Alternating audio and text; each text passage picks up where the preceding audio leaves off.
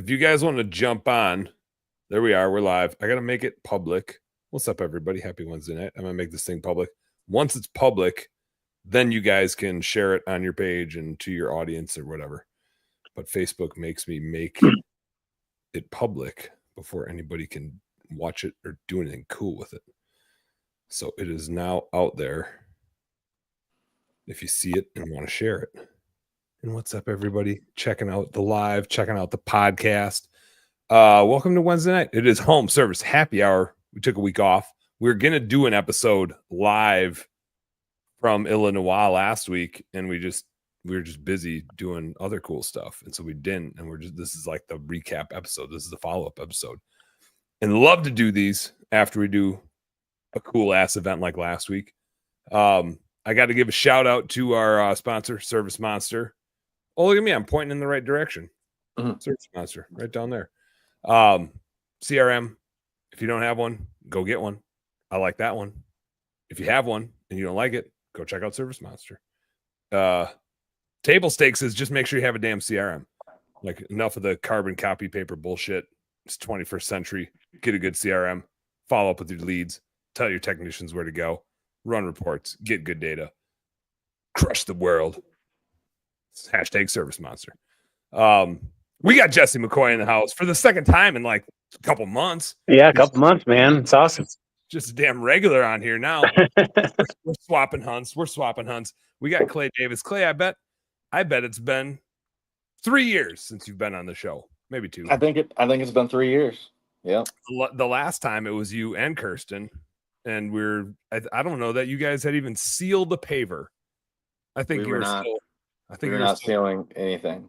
Cleaning windows, climbing ladders, cleaning the windows. Yeah. Now you're sealing every paver on this side of the Mississippi. All of them. They're all sealed. Yep. Not a stone left. Well, I guess you don't turn them over. You probably don't want to turn them over. We try not to turn them over. Yeah. Not a stone left. No stone left unsealed. Unsealed. Not a stone left, not unturned. It's one of those things, there's like people that are like, I'll forget the words now, but when they like say a thing that contradicts themselves, like unthawed. Oh yeah, I unthawed that. It's like, are you sure? Because that means you froze it. And I say that quite often. Do you? I'm gonna unthaw this. Yeah. I'm gonna start saying that every time I throw something in the freezer just to get people to double take. Like, I don't think anybody will think twice about that. Right. It's like, you think they're gonna know I'm freezing it, or you think they're gonna think I'm thawing it? No, I think if you were gonna take something out and defrost it, and you I'm putting it. He wants to say it when he's putting it in the freezer. Oh, in the freezer. Yeah. Like I'm gonna go take a leak, but really you're leaving one. Right. You're not taking it. You're literally leaving it there. So I think it just falls in that same camp. I'm gonna go unthaw this as I'm carrying a bunch of shit to the freezer. Mm-hmm. Yeah, I'm gonna start playing that card. Feel free to join me if you guys want to join in that. You can join me with that. But it's Wednesday night. We just got done with the hunting trip. I would say this is the second unsanctioned, unofficial since the idea. Maybe it's the third. Maybe it's the second and a half, Clay.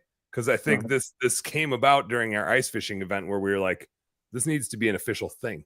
This needs to be super intentional, where you just get a handful of business owners together and you just go do stuff you love. And it just happens to go really fun when you have the right people there. And there's something about hanging out with other business owners that we just kind of like all have the same topics, the same frustrations, the same vibes, if you will. And I don't know why it makes it more fun. It just does. It just does. Yeah, it's just nice to know that sometimes you can look around and be like, yeah, we're all feeling the same pain. Mm-hmm. Mm-hmm. And we're all like looking at our phones in the same way. Like, is everything okay? Is anything on fire? Am I like neglecting something that I shouldn't be? Has it burned down while I'm gone? Right. Give me, this will be relative to everybody. I'm going to ask this question, and then I'm going to have you guys quick introduce yourselves. But first, I'm going to ask this question because it's just otherwise I'm going to forget it. So this is what we got to do right now. Give me like the number one thing that happened when you were gone, where you're like, oh shit. Did you have any like oh shits while you were gone? Or when you got back? Like maybe you didn't realize it when you were gone. You got back and you're like, oh, I forgot about that. Or, oh, I didn't realize that was going on while I was out. Any not catastrophic shits, but any just like whoop type of oop. Wait, for Clay, Jesse, I don't know if this is a thing you'll understand, but for Clay's sake, any To be honest, no. And this is the first time that I've left for an extended period where there wasn't something that I was like, I forgot about this, and then it became a problem while I was gone. But I think some of it has to do with is like our core services are kind of done for the year, and we're just hanging Christmas lights. The one downside to me being gone is we're hanging them as fast as we sell them, and it probably would have been helpful to have me back. The guy that sells them. Yeah, having the guy that sells them. Should I let him in? He's just over here making a face from a shed. That's a little bit, Ben. That's a little bit what your face looked like when your pictures of you holding your 9-pointer that you sent. Yeah. Those were great pictures. That was pretty hilarious. I appreciate that. You look like you're in a spray foamed shed. Like Ben's bottom line. Your wife thinks about me during your intimacy. Exactly. Oh, we're back. We're back. Are you back? You still look frozen. Oh, now you're back. Now you're back. Yeah. Oh, you can like tell now where it is. Yeah, where it's bummed out. Yep. Oh yeah. We're gonna try to find a bullet. I'm pretty sure it's Trevor's. Pretty sure it hit like high shoulder up here. Oh yeah, just dropped it, and then you had to go get the pistol out and do some work. Like we were chasing it all over. I'm just gonna put you right here where we keep gutting stuff. Yeah, you guys do work over there. We got butcher shop in the background while we're talking about business. But and this is what we were doing in Illinois. So this is super fun. That's a nice big doe. That's a healthy. She's huge, dude. Way to go, T-Bone. Way to lay one down out there. Her fronts aren't that big, but her back, she got that booty. She's got nice loins. Yeah. Nice loins on her. Check out that set of loins. That's a beautiful set of loins. Didn't go 20, or did she? It went a lot. It went a lot. See my trail tracking and chasing her. Like I was at one point running through the woods with a pistol in front of me, like I was playing Call of Duty. Let's go, Trevor, get her! If your buck episode of Illinois is a 1.0, and more than that is above a 1.0, and less than that is less than a 1.0. I'm asking Ben to do fractions. This is probably pretty dangerous. I don't really understand what you're asking me at all. Was it like less than 1.0 is it was less than your Illinois buck chase that you went on after you slung that arrow at that 80 yard? No, that's way more intense, dude. Like because we kept getting her we kept shining her and getting her eyes and Trevor didn't you go 2 miles? Didn't you go like 2 miles chasing that buck? Yeah, but that one I wasn't like I didn't have like we weren't on top of. This one we were like physically saw her and she's running. Yeah, you're like, go get her, boy. Yeah, it was intense, dude. And then like literally I'm just like running through the woods like bum. Well, you got her. Yeah. Where'd it go? You didn't damage too much meat, did you? Save the meat? No, I didn't, but I think Trevor pretty much ruined the front corners. Pretty good. Yeah, there's not much up there anyway. There's not much there anyway. That's what I said too. So yeah. I almost threw the first front away that he went through. I think it's right here. We just use the metal detector to find the bullet. Yeah, find that bullet. Sounds like you're gonna find lots of bullets. He's just shivering. Yeah. Well, way to go, boys. Way to fill that freezer up. One more deer for the freezer pile.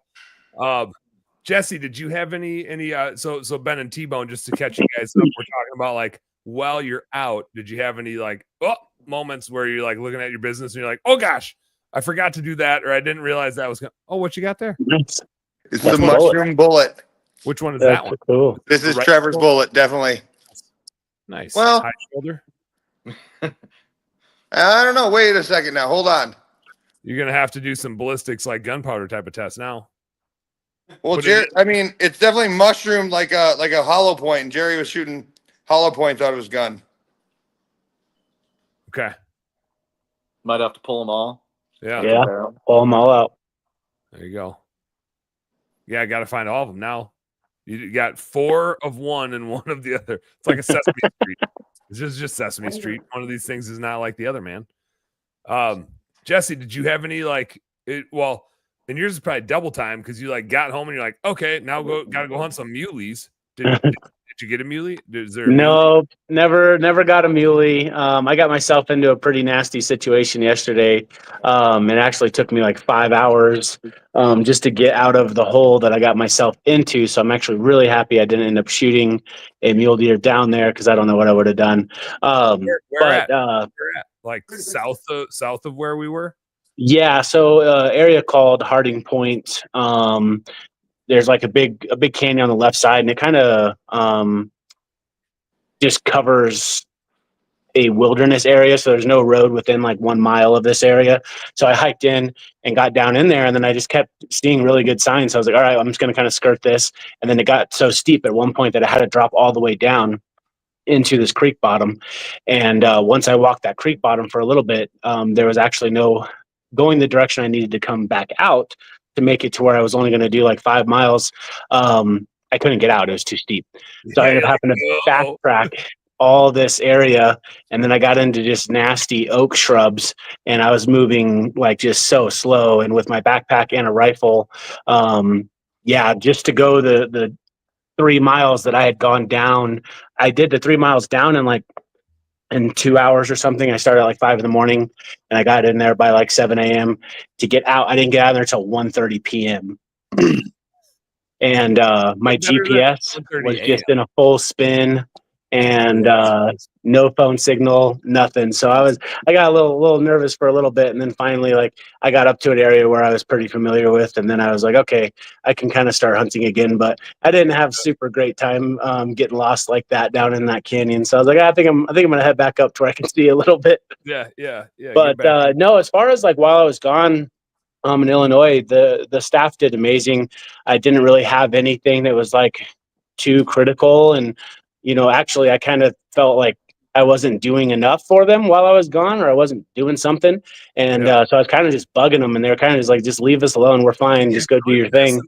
And even when I got back, the staff once again was just like, you can go hunt mule deer. We don't really care. You're fine. Like, yeah, you're just going to stare at us. So you can go do whatever. So I was super fortunate this trip that they just, they crushed it. And once again, we're in like a shoulder season for us too. We're waiting for snow to start falling and for cinders to get thrown on the ground for us to pick back up. But overall they did great. Nice. You saw when I was in Arizona a couple months ago, I was like troubleshooting stuff, and I wouldn't say we had issues, but it was just a good like where are we at test. And so I got like good clarity on that, and I had to jump in and have a bunch of conversations, and they're all super good and positive. But it was like a good reminder of where my business is at in year one or just after year one. And in this case, we didn't have that. The team was just doing their thing. We have some new month-end processes, and so they had some questions about, should we do it this way or should we do it this way? And then I was like, I think this is it. And then when I got back, they're like, we decided to do it this way. And I'm like, that's cool. Yeah. You guys are really good at your jobs. I don't want to tell you how to do them. Let me know. And if you want my opinion, I'll give it to you. But my one was on October. We went down on November 1st. On October 31st, I sent a mass email to our client list saying, hey, we're going to start doing taxes for just bookkeeping clients.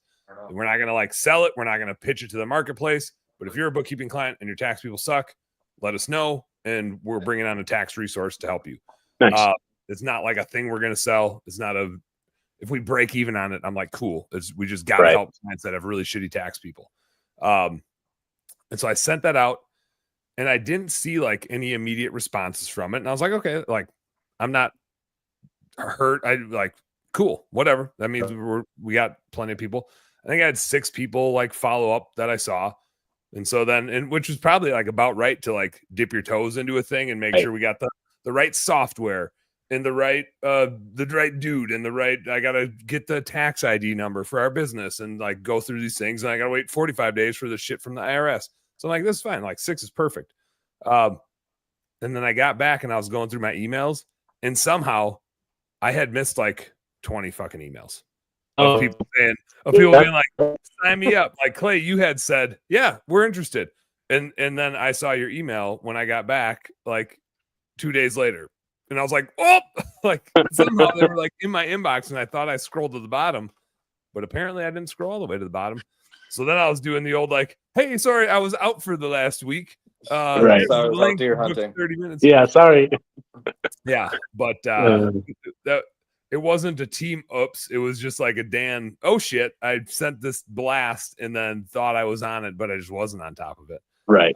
But that's good. I was playing Butcher Dan. I wasn't Yeah. taxing, and I was It was Dan's butcher shop, man. We were just cleaning deer. That's all. just slinging it. I still got I got my hindquarters done on my buck. I got to do one front tonight when we're done, and I'll do the other front tomorrow, and then I'm all wrapped up. Then I'm done. Then I'm done butchering until Marty shoots one this weekend.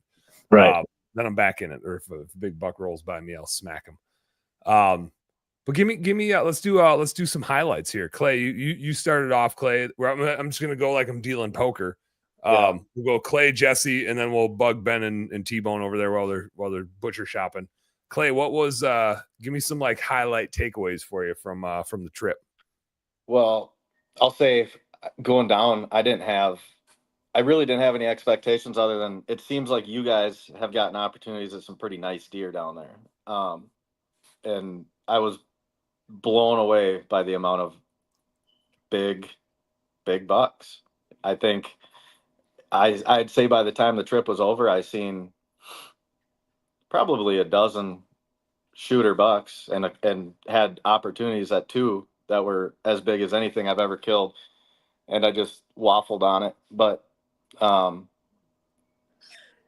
highlight, I'd say like the biggest thing for me was just the ability to go in and consistently find deer just about anywhere we went was awesome. And then outside of just the fact that we were seeing a lot of deer, that was my first time leaving the state to go hunt deer other than, where I'm used to hunting them here. And I would say it was just, I learned more about whitetails in those 9 days than I probably have in the last, I don't know, 20 years of deer hunting. It was just awesome. And I think that on top of relatively good weather, a little bit of rain, but it didn't seem to hurt anything. Other than me whiffing it on that giant buck, there's not a single thing that I look back at and have any bad feelings towards. The whole thing was just It just It's makes awesome. you hungry. It just makes you hungry for the next one. Just I'll like, be honest, there's a little bit of disappointment makes you so much hungrier. it's a little bit depressing coming home, and I do right now. We've got a couple of really nice deer to chase, but it's a couple. It's like I'll go out and I'm either seeing that deer or I'm seeing some smaller bucks. Whereas down there, you go out and you may see 3 or 4 shooter bucks in a sit. Yeah, like I haven't seen that one before. We threw some trail cameras up. Haven't seen that one on a camera. Haven't seen that one with the eye. But there goes a booner right there. Yeah. Where'd that thing? What hole did that thing crawl out of? Now that's an interesting thing too. I was talking to a buddy the other day. Between the two of us, we've got like 25 cell cameras, and I wouldn't say we necessarily rely on them, but it's a huge part of our hunting. We love watching deer. Yep. And getting the pictures, whether or not we ever actually get a chance to hunt them or not. But I didn't realize how much it sort of took away from the excitement of being in the stand until I got down to Illinois. And, we had a couple cameras out, but it by no means gave us a real picture of what was going on in the woods. Mm-hmm. So every time you climb the stand, it kind of felt like I was a kid again. And it's like, oh, what's going to walk by you? I had no idea what was going to show up. Never seen that deer. We didn't have names for the deer, So I saw a big chocolate 8-pointer. Like, yeah, exactly. We'll call him Charlie Brown. I don't know. Yeah. Now it's just called that giant buck that I missed. But it was really cool. And who knows, maybe some of these properties around here pull the cameras off of them and just kind of hunt the way we used to and be excited about whatever shows up and not not have this picture painted in your head every time you go in the woods. Cell cams are weird like that. Like Yeah. they're awesome and they're a little bit of a disappointment all wrapped into one. Yeah. It creates an expectation that the woods can't live up to often. I was hunting this afternoon. I went out for about an hour and a half this morning, and I had to go work, and then I had to pick the kids up or be home by 3 when the kids get off the bus. So I went to work, and then I had like another hour and a half to just jump in the stand quick. Unfortunately, there's a couple blinds near my house that I can go get in. And I passed a buck today that if we didn't have cameras, there's no way I would have passed that deer. Like it was a real big 8 that really most anybody would probably be excited about shooting.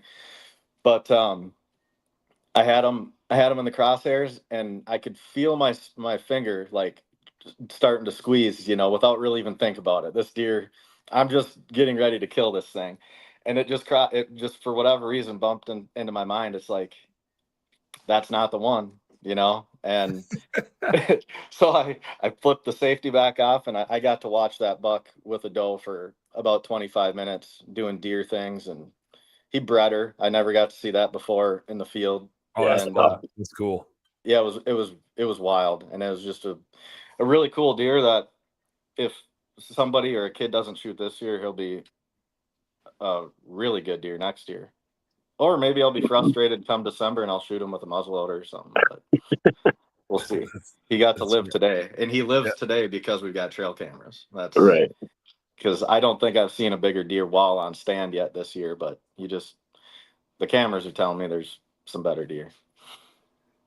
That's like the good thing, right? Like if you didn't know that, Danny, Andy's younger brother, shot a little 4-pointer opening day, and he's like, I don't remember if he was still in the stand or what, but he was messaging his dad and whatever, and he's sitting there, and I think his dad shot a buck as well, and then a monster ran out, and he's just like, we ain't got no tags, man.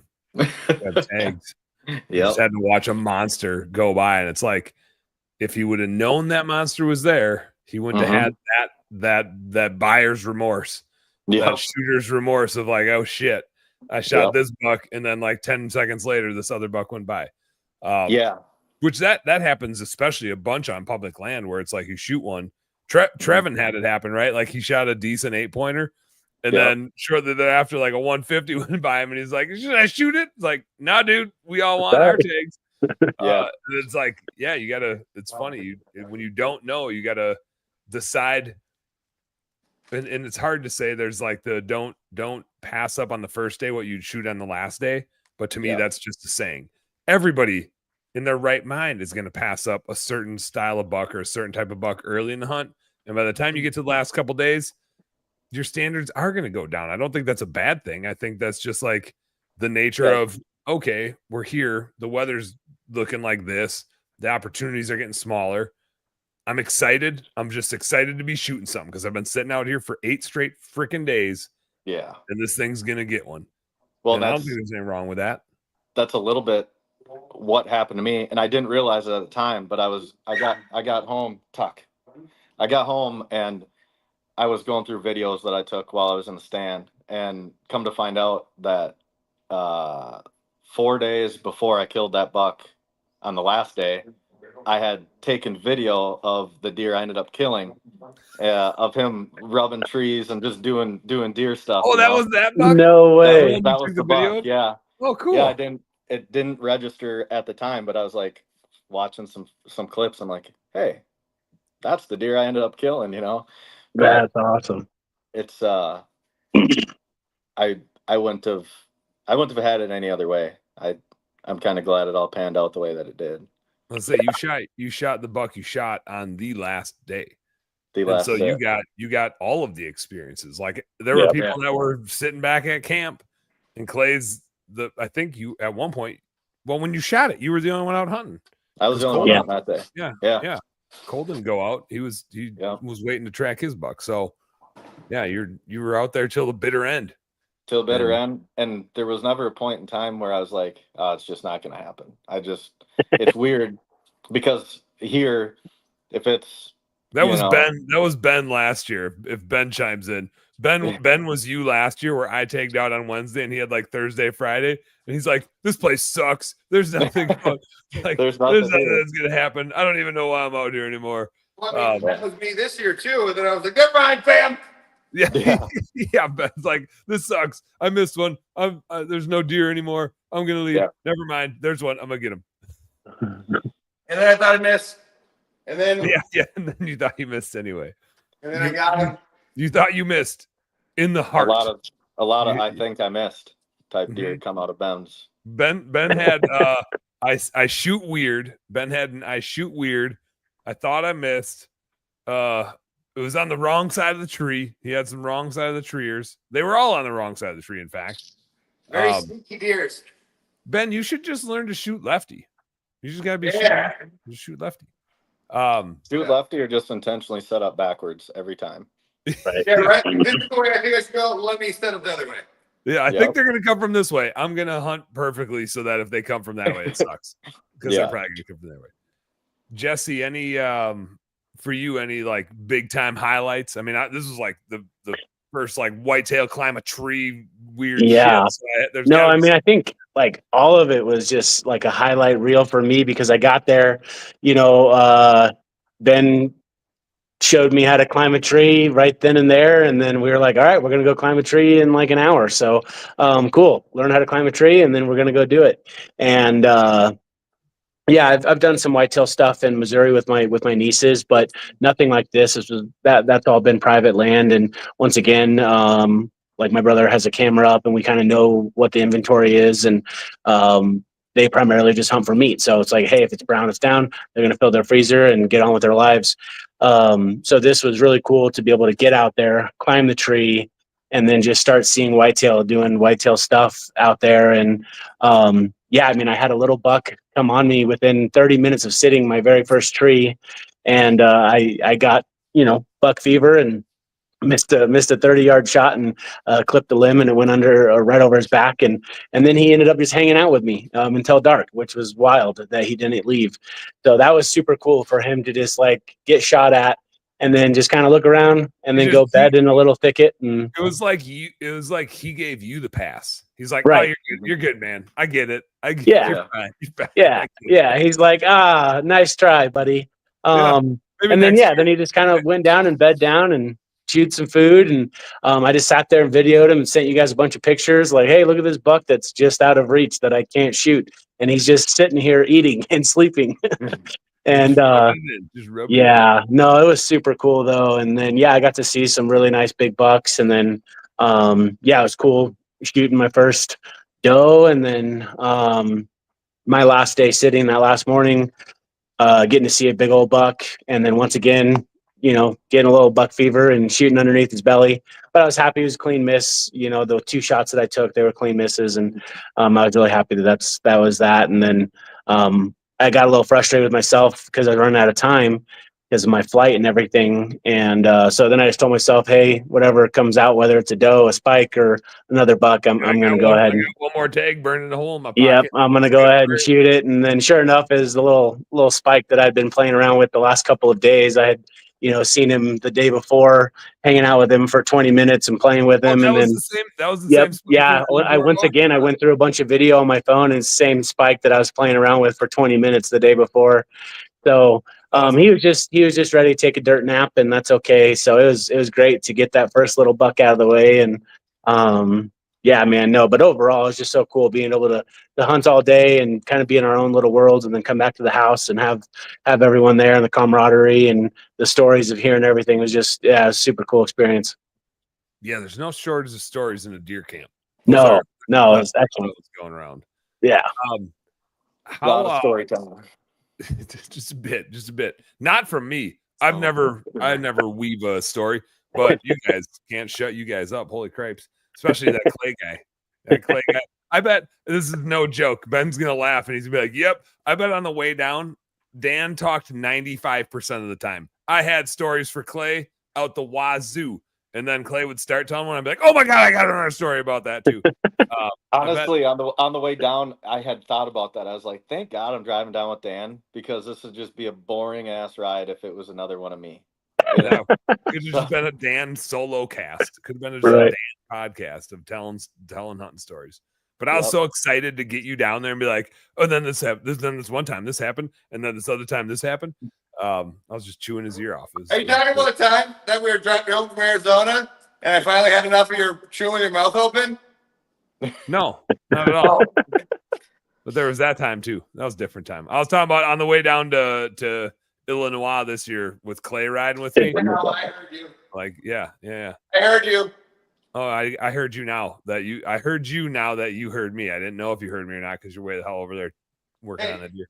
Hey, so when Trevor was dragging the deer out, he was like, we were trying to decide which way to go, and I was like, the path's over there.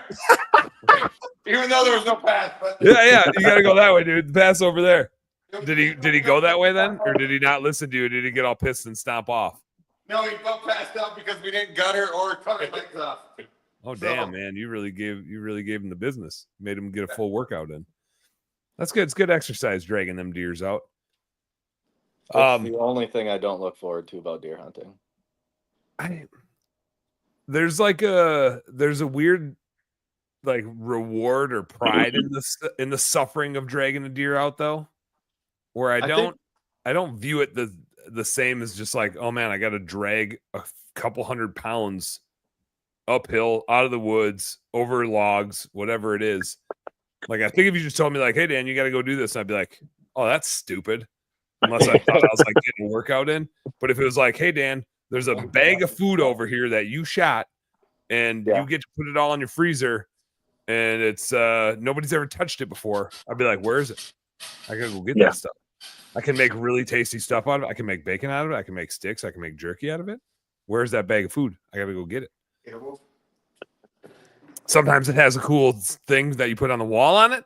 It comes with art, Right. not just food. Sometimes it comes with art. I need that thing. I need some art and some food, as a matter of fact. Do you guys? We got to hit Ben with some highlights here. Ben, any like particular highlights for you from the trip? I don't know, man. It was really good. I feel like with all the people we had, we still all got to have some good spots and some good fun. It was just good people. You know, I think that was like the biggest thing. Good people. What is happening over there? You sound like you just fell in a ravine. He fell Sound like down. you just tumbled down the hill that your buck fell off the ledge on. There you go. Where you go? Way to go. It was weird. Ben and I were talking about this earlier. Like, I feel like it's a 4-person trip. Ideally, we had 6 this time. I think ideally it's a 4-person trip. For just like spot moving around and trying to decipher everything. But it is cool having a bigger group and just the stories and the who's going where. And there's always excitement in what everybody else did. And oh my gosh, they got one. Like, even when there were a couple days where I didn't see shit. Right. Like, I had 2 days. Yeah. I was trying to explore new areas and try to like, and like, I'm going to go just check out over here and I'm going to go check out over there. And all of a sudden I'm just like, well, I'm glad other people have some action because I'm just in this dead zone over here. But I guess I should stay here just in case the deer decide to come way the fuck over here. You get a lot of intel with 6 guys in the woods. Yeah. You sure You get a do. lot of I mean, information. the buck that I shot, I wouldn't have gone. I maybe would have gone up in there with what the wind was doing, but it made my mind up. I if Ben hadn't seen bucks chasing does down that hillside, I would have left my stuff in the tree that I was in a mile back in where I was. Right. Like, super good looking spot, rub, scrape. I could hear deer moving in there, and maybe I would have had a great hunt and shot a huge buck. But instead, Ben was up on top of a ridge, saw deer down below, chasing, grunting, doe going berserkers. Ben, you look pretty clean cut. You're looking good, man. It's weird. I took it down, trying to make my CPAP get a better seal. It looks Kinda weird, looks- but it looks looks like the- sharp, dude. Lead singer from Rascal Flatts. Yeah. Yeah, that's what your wife said last night. why I did it. That's pretty good. That's pretty That's good. I gotta get on this ATV and get these. Go hide this thing from my dog. Good I will. idea. Go hide it. I'll try to join later if I get back. If you guys are still going. Love you guys. Sounds See good. you later, man. Dude. See, Ben. But it was cool having 6 guys for that like intel, and I don't know. I wouldn't have gone and sat where I sat. And Clay, you went to the same area, like, and Jesse, you hunted down that creek bottom too. Yep. It's. I don't know that there's a cooler spot. I don't know I've ever hunted a cooler spot than that creek bottom down in there. It's just you can see more than you would think you can see, and the pink leaves and stuff. Yeah. Yeah, It's just totally cool. different landscape down there than everything else we hunted. Plus, it's flat. You walk in and you don't have to go up any canyons or anything. Yeah, you just kind of meander. You're just You're doing a little in, bit you're of in the bobbing and canyon. weaving. There's some in hindsight, I went in there in the pitch black. Did you hunt in the morning or the afternoon in there, Clay? I went in the evening, so I walked Okay. in the light. Yeah. Okay. I went in there in the morning and I'm like looking at my Onyx, like, okay, the area that I have highlighted is like that way, right? And so I like there's points in time where I'm like creek bottom, and I'm like, well, the creek goes that way, but I want to go that way. Yeah. You know, like there were some of those, and then I'd get there and I'd be like, man, I should have just taken this damn creek. Could Like have it just went stayed in the 20 water. yards that way. Yeah. Yeah. I made that mistake a couple times. I did some unnecessary hills. And there was one point in time where I went up the hill and I was like, nope, this was the wrong way to go. And I just went like 20, 30 feet just straight up. And I'd get up there and be like, this is thick as hell. There's not a good path through here. I got to get back down and go around. Which is all part of the fun of hunting a new area that you've never hunted and you're going in the pitch black in the morning. Mhm. Any low lights for you guys? Any times where you're just like, because I think that happens in the rut, where especially the rut, and especially in new areas where you're like, what am I doing here? Clay, I already have some for you. I think I've got like 3 of them living vicariously through you. I'm curious about your low lights of times. And I always like to do this when we do these episodes. Like, this is a business podcast. We have these moments in business all the time, right? Where you think you have something figured out, you have a strategy, and then 2 people quit on you.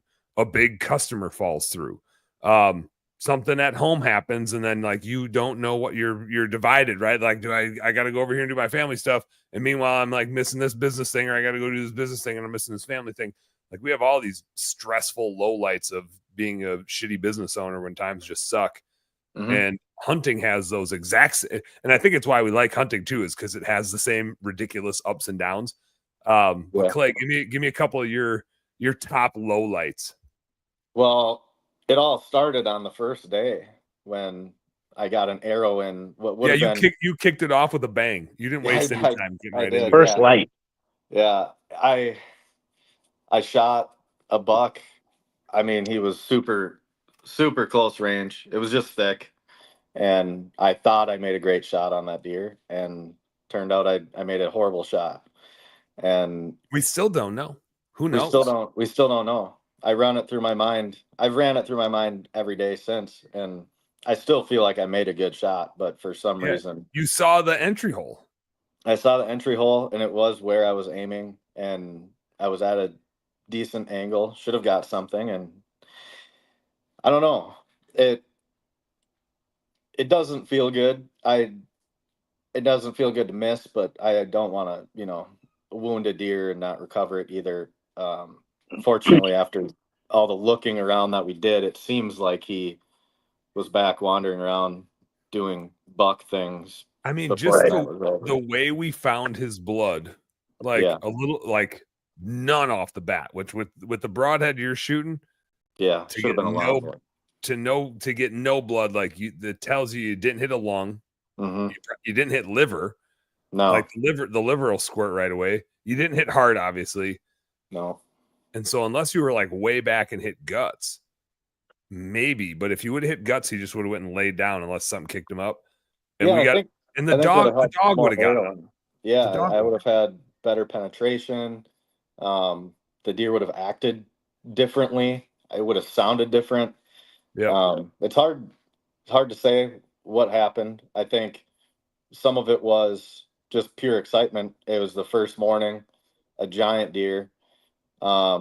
in an area that I knew I had pretty limited shot opportunities, and I took the first opportunity that I had, not thinking I would get another, and was probably a little bit more impatient than I should have been. But it happened, and I thought to myself, man, this is going to ruin my trip. That's what I thought at that time, was that there was not going to be any coming back from that one. But I just, put it into perspective. It's just a deer. We've got 9 days. I saw a nice deer the day before, so at that point I'm starting to think maybe there is a lot of good deer in here, and it's not over. But I didn't feel good about that, and it was definitely the low light of my trip. But thankfully I got it out of the way on day one. And Yeah, it would have been worse to have it happen late in the trip, and then you're if that would have happened on the last day of the last sit, that would have been rough. That would have been a rough ride home for a while. Sticks with Yeah. you. Yeah. But there was that. And then there was the once in a lifetime opportunity of watching some other guy shoot a deer on public land that is coming to you. That was It's one of those things I've thought about before. I hunt some public, but I don't hunt a lot of public around me, mostly private. So, some of the things I think about when I'm thinking about guys hunting on public land is how close are you to other people? Without knowing it, right? Like Yeah. there's times where you're like, shit, I'm like right next to this dude. Yeah. And, what happens if somebody shoots your deer or something like that, right? And I don't know, it must have been on like day 4 or 5. Caught a glimpse of another really big buck about 70 yards out, and I grunted at him a couple times, and he turned, and like he was on a string, he starts heading towards me, and as my adrenaline is starting to like climb rapidly, I'm getting excited. All of a sudden I hear the meh, and I'm like, what? And within seconds, and somebody lets an arrow fly and shoots that deer probably 55 yards away from me. And I think, I don't know if there had been other things. I ran into a lot of people on that trip in spots I wouldn't have expected to. So I think by the time this happened, I was just like, well, if it's gonna happen, it's gonna happen. I was starting to just expect any outcome, but that was just one of those things where it's like you can't make that shit up. You can't make it up. Impossible. No. Yeah, but it's crazy. As soon as it's so frustrating, but there's just nothing you can do. As soon as I heard the guy Beller, my heart sank. I'm like, oh yeah, it's over now. And sure enough, he shot that thing, and that was the end of that hunt. I think I packed my stuff up within seconds and started heading back towards Bend. I wonder if he got it. We don't know. I wonder too. I wonder. Did you see what the deer did? Did it go just crashing away like he 10-ringed it, or? To be honest, it sounded like the guy might have hit a stick on the way in, but I did hear it. It clearly hit the deer, and the deer acted.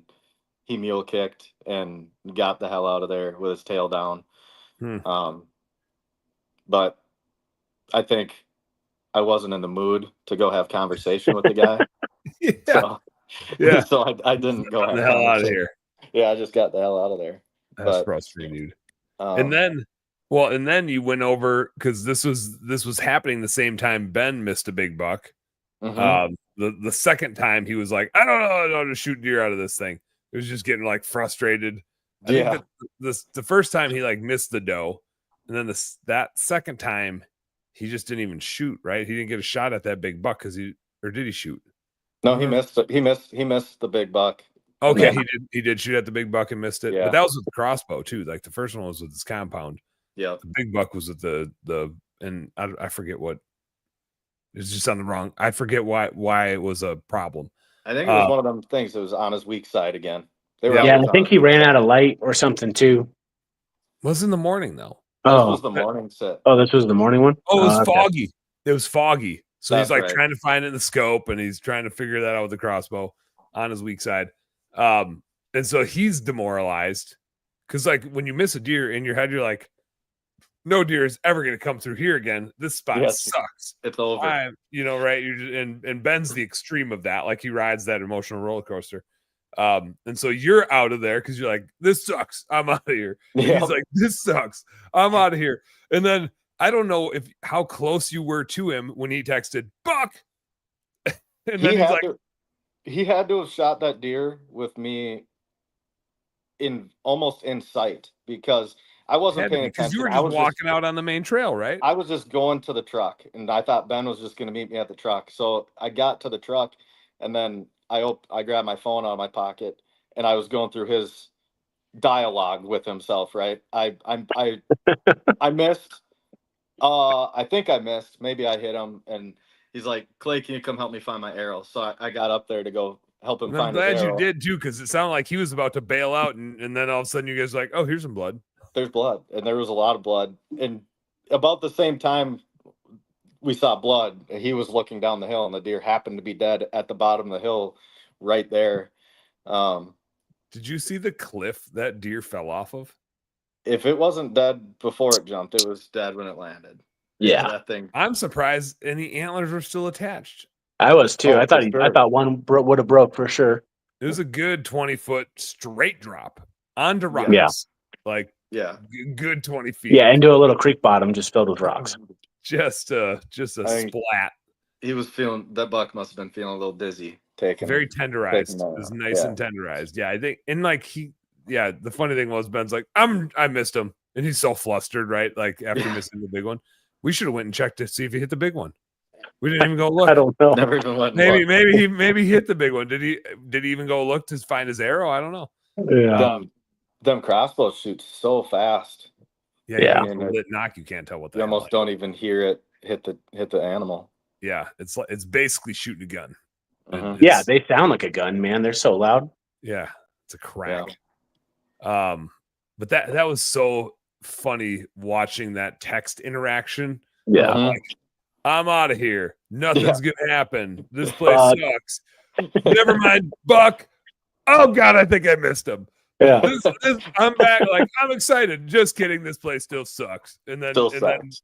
then you guys, like, 10 seconds later, like, oh, here's a bunch of blood. Oh, I guess this is probably him dead in this creek bottom. Right. Mhm. I mean, like, from where you guys are standing to between the hill and the ravine that buck took down and the 20-foot cliff it fell off of, that deer had to be a good 50 to 75 feet below you.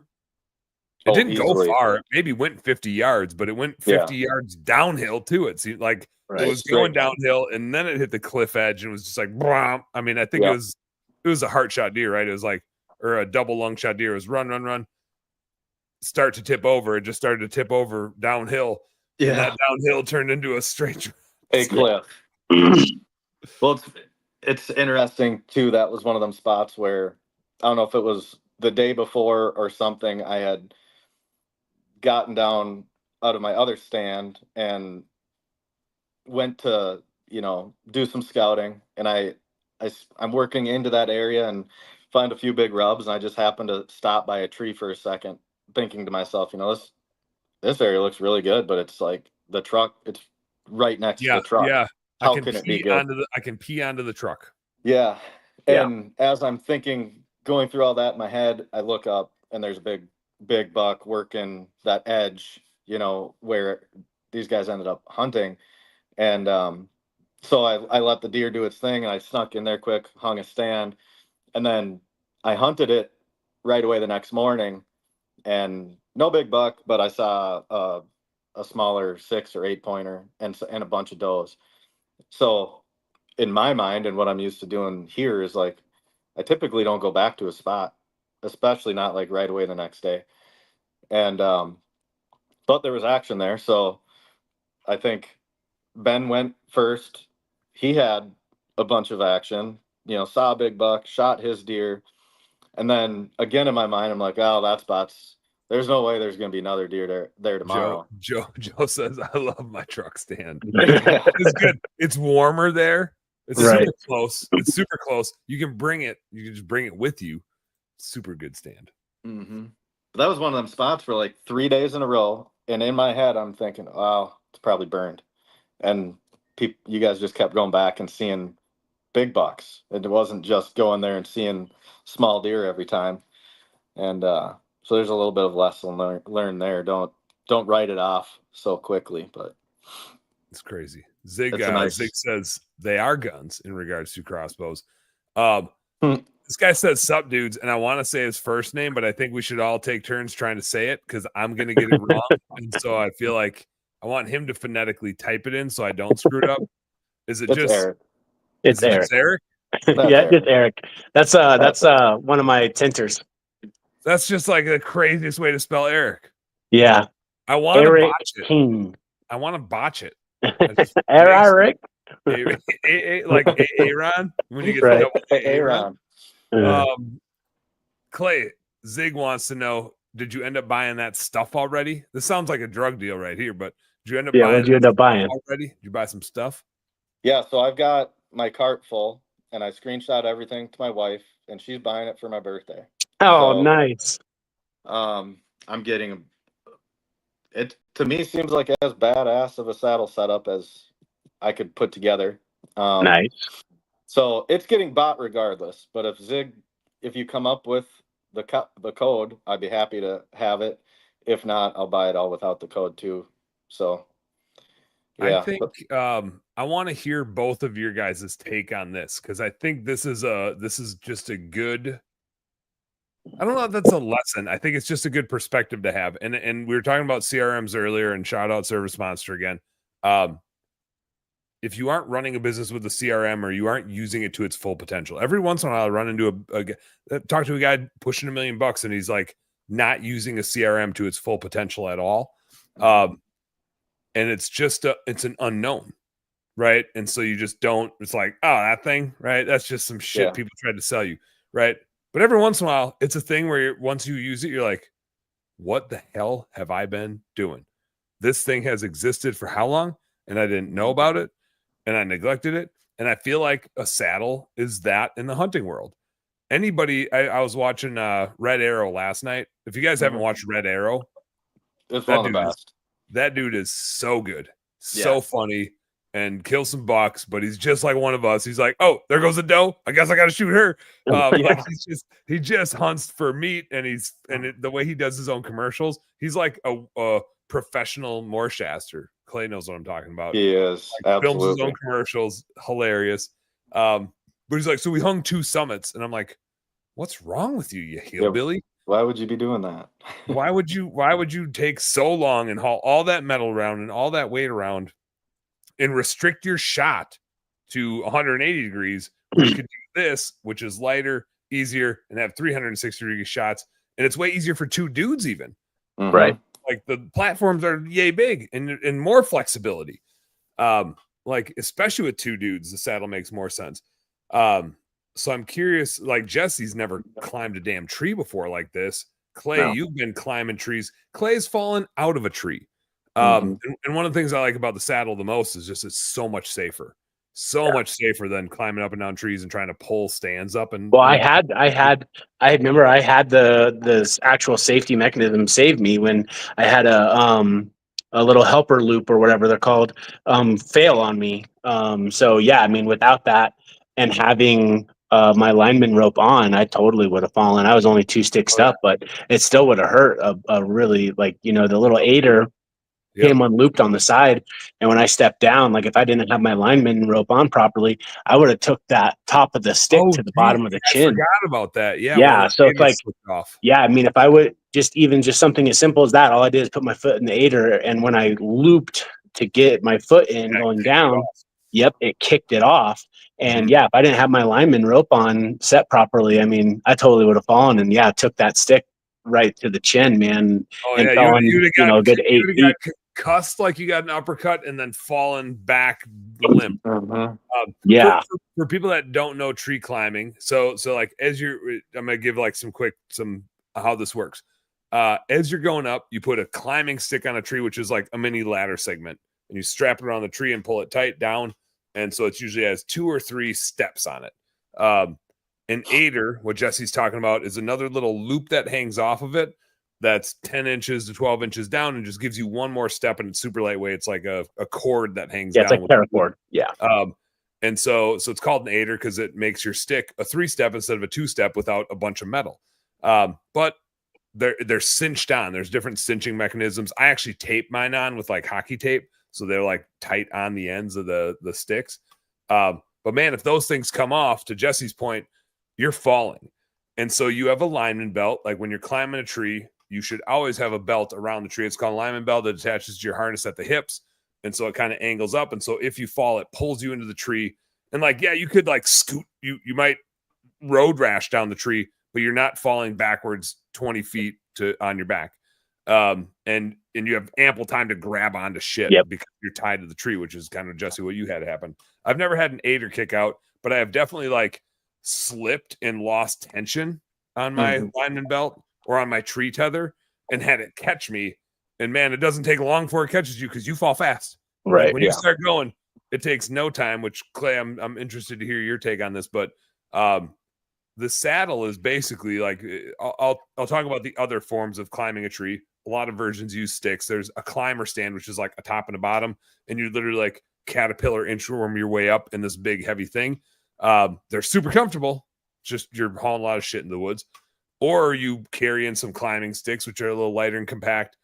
But then when you get there, then you have to pull a tree stand up and attach it to a tree. And there's like a big platform and then a seat on top of it. And they make smaller, lighter versions, but you're still carrying a bunch of shit in. The saddle is this little harness you wear around your waist. And like, it is your tree stand. Yeah, just like when you do rock climbing at the little rock climbing gym. It's like just a nice repelling, like harness, but it's just made with that webbing to have a little seat and everything too. Yeah, you got a little seat, you got little pouches for different gear and stuff like that. And then you once you're up there, you tether in. So you have another rope that just goes around the tree and comes straight down to you. And so you're tethered there. You have a little platform, like a little tiny little tree stand to put your feet on. But then you're like hanging back. You have a bunch of tension on the rope, on your hips, and you have some tension on your feet on that platform. And you can swing like all the way around the tree. You can shoot the entire way around the tree. You can turn, you can twist and shoot back over your shoulder. And so it just gives you a lot of like cool things that various other forms of hunting don't give you. It gives you more flexibility. They're surprisingly comfortable. They make backrest for them. They make knee pads so you can like slouch and put your knees against the tree. Super cool design. Clay, you've been tree stand hunting for 20, 25 years? Yeah, 25 years. And that the second day, I think it was the second day we were there, and you saw our saddles, and you're like, I just got to jump in one of these things. Yeah. And you didn't even climb the tree because obviously you've climbed a bunch of trees before, but like you were like damn near standing on the ground. You put the platform a foot up or two and got in the saddle, and you're like, well, I guess I'm gonna get in the saddle. It took about 2 seconds for me to realize that I have been making it way harder on myself for a long time. And I've always been super pumped about my lone wolves. They're a nice, lightweight, portable. At least I thought they were light, but then you look at what a platform and 4 very light 6 weighs, and there's nothing to it. But right. I think for me, because I haven't really done any research about them either, in my mind, I thought there was just a lot to the saddle. Like you had to know how to do all these fancy knots and you feel like I'm gonna be a climber all of a sudden. Yeah, right. And I didn't realize that it's like the lineman's rope, the tether. I mean, they come built. You just snap them onto you. You know, so like you're ready. You don't have to know how to do anything other than operate a clevis. And here's the Zig. Got my cup. The comfort. I don't sit all day hardly ever, but we did it a lot in Illinois. Yeah. And I never sat all day in one of the saddles, but I can tell you that the time I did spend in the saddle versus my all day sits in my stand, I mean, I could sit all day in one of those saddles and not really be uncomfortable or wanting to leave. You can reposition and get away with a lot more. And like you can hide behind the trees no matter where that deer is. No Yeah, matter and where it you keeps are. you a little bit more occupied too. I feel like you have more fun up there, like because you can kind of play with stuff and move stuff around. And I mean, even for me being my first time, I think I did 2 or 3 all day sits, and I never even got down because I was so just like I'm comfortable now. If I get down and do this over again, I'm going to be uncomfortable or whatever I was talking about in my own head. But I literally just stayed there all day, like 12 hours or however long. And I mean, I've been in a lot worse, more uncomfortable situations. Like flights have been more uncomfortable than that, and those are like cushioned seats. You know, I was more comfortable in that thing than on my second flight home. You know, with like some 500-pound human being squishing me against the side and not being able to move. Like I would have rather been in the tree saddle for the 4-hour flight for sure. Yeah, for sure. I have I want to tie something together here, and then Jesse, I want you to just talk about like this experience of like learning this new way to hunt. Like you have hunting experience. This is just like a new way to do it. So I want you to deep dive into that. But I just want to draw this parallel between like what Clay's talking about with, man, I got in this thing and all of a sudden it's like 2 seconds, I got to do this thing. Because in business, I feel like there's certain things that we see or hear and we kind of write it off, and we don't necessarily always explore it because we have a way that we like to do things. And it's this double-edged sword of experience versus exploring. And it's a risk that we all have, right? Experience is really valuable, no doubt about it. But we all know people with a bunch of experience that have totally gotten lost because things leave them in the dust. Because experience can be super detrimental. You stop learning new things because you think you know how things work. And so you don't try new shit. You don't learn new shit. You're closed off to other people's ideas and you stop getting better. And we risk that in hunting. Right. And I'm not an early adopter. Like you guys hung out with Ben long enough to watch his hilariousness. Like if there's a new thing, Ben you're has going to know about it. If you know who Ben is, you will know about it before the end of the day. He's going to try it. So I count on him to try all the new shit, and then I'm just gonna like watch what he's doing and be like, okay, like I've been hunting for, I mean, I'm 40 now, and I've been hunting since I was 5. Like I'd be going out with my parents. I didn't try a saddle first. Ben just got into hunting and was like, this shit looks cool. I'm gonna spend $1,000 on one of these and see what happens, right? And that's just totally Ben. Like I'm gonna get the nicest one and make sure I really test it. And he tested it, and he's like, why are you carrying a climber around like a turtle, you dumbass? Don't you know they make these? And I was like, Clay, like you said, I was like, yeah, but isn't it a bunch of knots and shit? Don't you have to like know climbing shit and whatever? And he's like, no, you pull on a rope like this. And I was like, oh, like that's it. You just tighten it up like that, and then there's a little lever to loosen it. Well, shit. Like, and I'm watching people hunting them, and I was like, nah, not for me. I'm gonna haul this climber around. And I had a XOP hang on stand with sticks. And I'm going to do that with this shitty, like nylon belt around the tree that I have. Just make a ton of noise and be sweaty as hell and uncomfortable because I don't want to spend $1,000 on a good saddle setup. And the same thing is like the minute I did it a couple of years ago, I was like, what have I been doing? This, and then like the more I talked to like Ernie and Greg from Tethered, they're like, yeah, this has been around since like the 70s. I'm just like, what happened? Yeah, we knew how to do this that long. Horrible marketing blunder 30-40 years ago. I don't get it. Somebody screwed up back in the day. They didn't know how to say shit big time. Zig said John Eberhart shits out of his saddle into a Ziploc, seals it, stashes his backpack. Talked about it on a podcast recently. I don't know. This is probably right up there, Zig. So it's not a shit and put it in a Ziploc bag. I just poop on the ground and put some leaves over it. But I was out hunting with my 8-year-old daughter, and we're up in the tree, and we're 2 sticks and a bunch of 8ers up. We're probably 12 feet up. But for me to go up and down, like I have to go up and down before her and like bring her down with me, right? Like it's a chore to get both of us down, and we're sitting out in the 2 platforms and whatever. And all of a sudden, I mean, you guys know, like when an 8-year-old's got to go pee, it's just like, I got to go now. had Right. to pee 5 minutes ago. Yeah, there's already some pee in her drawers, is what the story is. It's happening now. Yep, like I already went a little bit pee, and so I'm like, I don't know exactly how we're gonna do this. Like, I know how I pee out of a saddle because the front is open. I'll dig around. I'll dig around until I find a little white worm, and then we'll take care of business. But for her, I was like, uh-oh, I don't know what we're gonna do here. And so what we ended up doing, there's two like leg wrap things. So I took those off. I was like, we gotta keep this top belt on.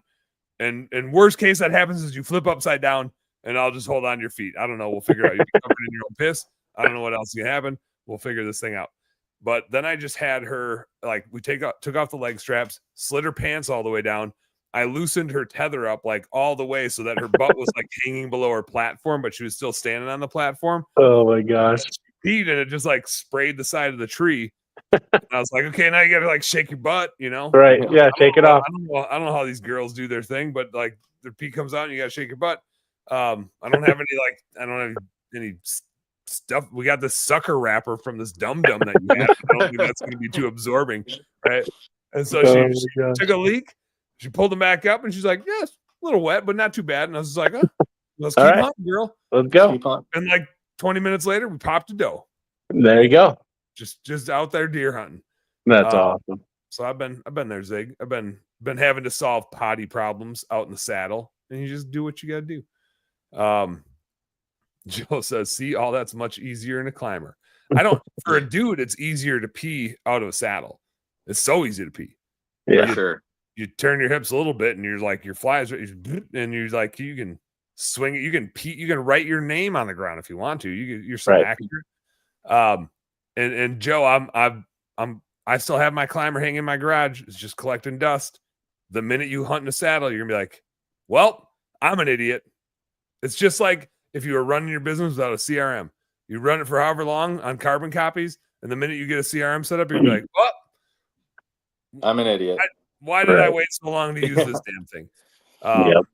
It's like I don't know anybody that's like sat in a saddle and was like, "Nope, I don't like the additional safety. I don't like being able to shoot more distances. I don't like the comfort of it. I don't like that it's lighter." Like, okay, once you go through all those, you're like, I don't know what's left to discriminate against this thing. It just works better. It just works better. I was bummed out after I sat in yours because my buddy up here has been trying to get me to try his saddle for 2 years. And I've been like, oh yeah, I'll try it sometime. I really like my lone wolf. I don't know that I would ever not hunt out of a lone wolf. Mm-hmm. And then I tried yours, and I'm like, God damn it. If I would have listened, I would have been down there with you guys with a saddle. Saddle hunting would have changed my experience dramatically. Right. The one day I put on like 4 miles hiking around with my stand and a backpack, and it had to have been damn near 50 pounds worth of crap, you know. and that experience that day would have been way different had I just had a saddle and virtually no tree that you can't hang in. I was hunting this morning, and I was looking around as I was packing up to leave, and I'm like, oh, I would have been in that tree if I had a saddle. And right.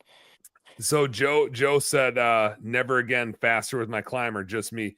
I get that, but that's like the dude that says I'm faster with carbon copies because I don't want to learn how to use a CRM. Said he tried, his hip popped out. I did have a smaller saddle, definitely a bunch of hip pinch. Big buck killer, topless Ben over here. Look at that. Yeah, big buck killer, topless Ben. That's what peak performance looks like. What's up, Emily? Peak performance right there. Stop it. Oh, What are you doing over there? I was about to take a shower, but then I forgot that you guys are still here. Yeah, we're still doing this thing. What's up, dude? What's up, dude? Looking good, man. Looking good. Why is Emily giving you a hard time for looking so good? I know, Doesn't right? she know? There's the deers.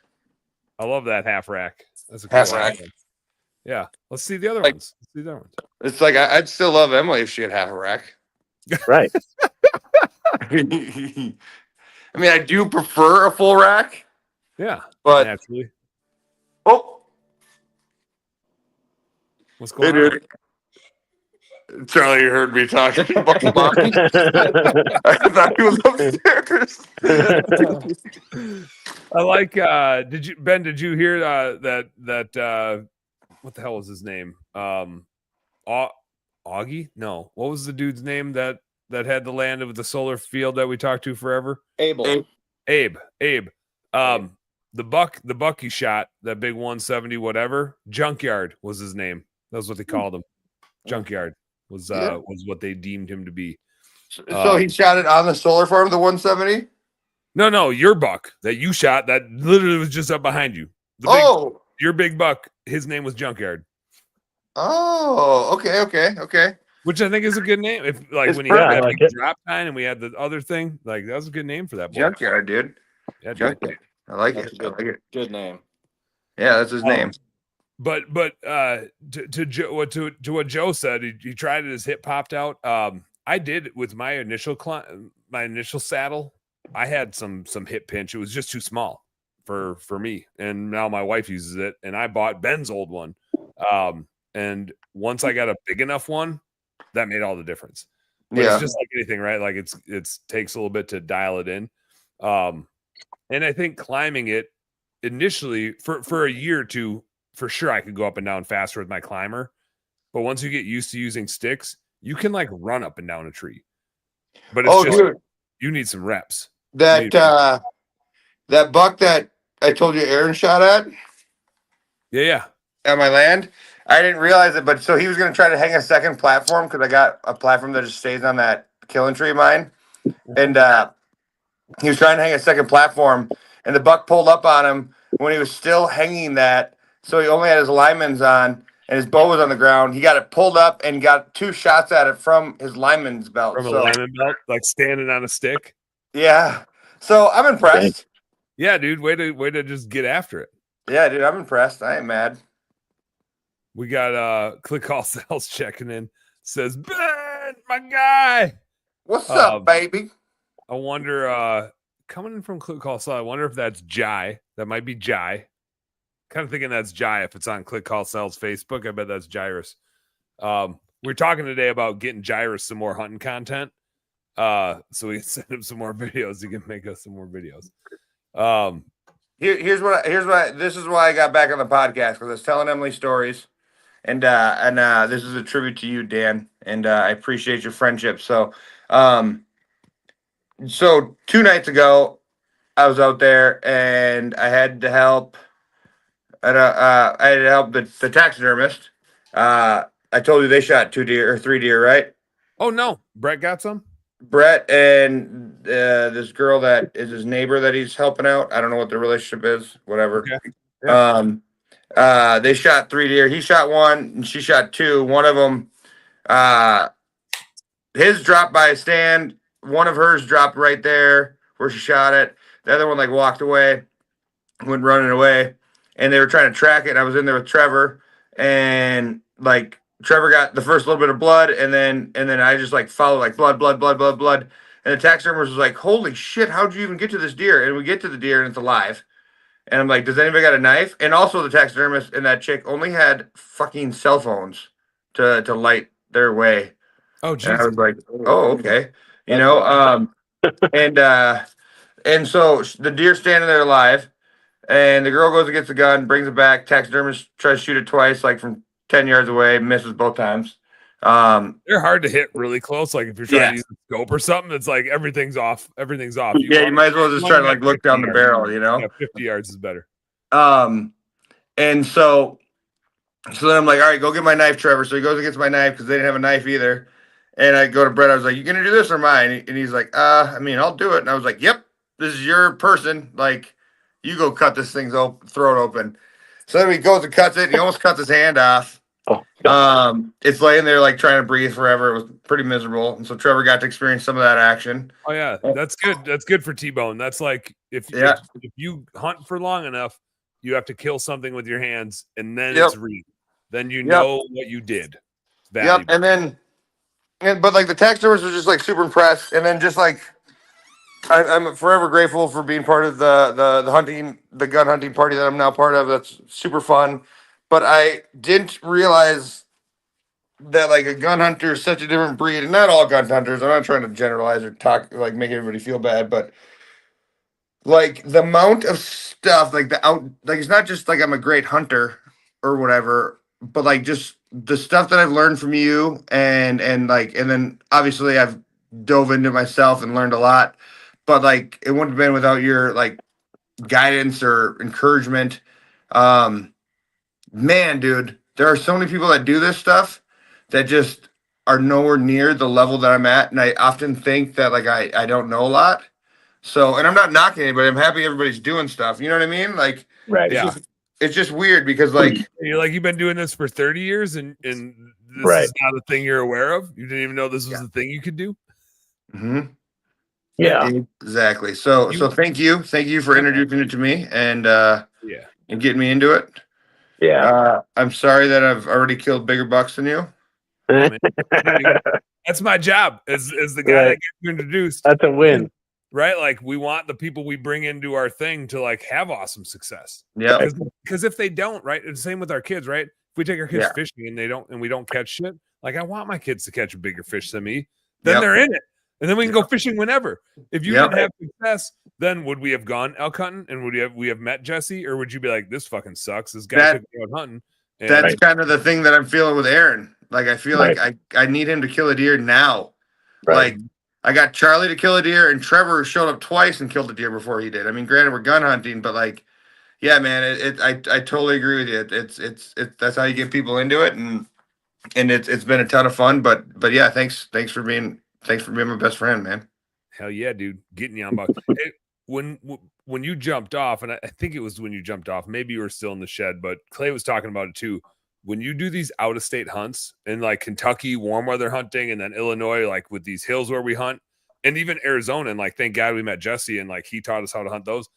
When you're on this like exploration hunt, just the things you learn about how to move around animals and how to watch you them have to and expedite use everything. terrain. And it's Yeah, just you have to. you learn so much versus like the dude that grew up hunting and they go into the stand. That's the ladder stand that they always hunt, and it's a good spot. Yeah, they don't 5 know. years They don't before I- even remember. Like maybe it was their grandfather that initially found that spot, and they're just doing whatever they were been doing. Like they don't know Well, yeah, these other Granddaddy shot a activities big and buck in patterns. 1988, so we're gonna keep hunting right here. Yep, that's right. Yeah. Whereas like, yeah, with you guys coming out west, like you guys had to learn so fast, and then we just put you on animals and you got to see how they react. And same with me coming to Illinois, like you guys got me on animals and I got to see how they react and what they're Why is doing, my and what window so little? vegetation. And dude, I got to learn, like my curve was just expedited, and yeah, that was awesome. Gotta go sideways. There you go. There you go. I like it like this. There we go. That was weird. Do whatever you want to do. Whatever you like. Clay's vertical. He's fine. Vertical Not slimming. complaining. It's slimming when you're vertical. Oh, yeah, That's that's- good for your figure. There you go.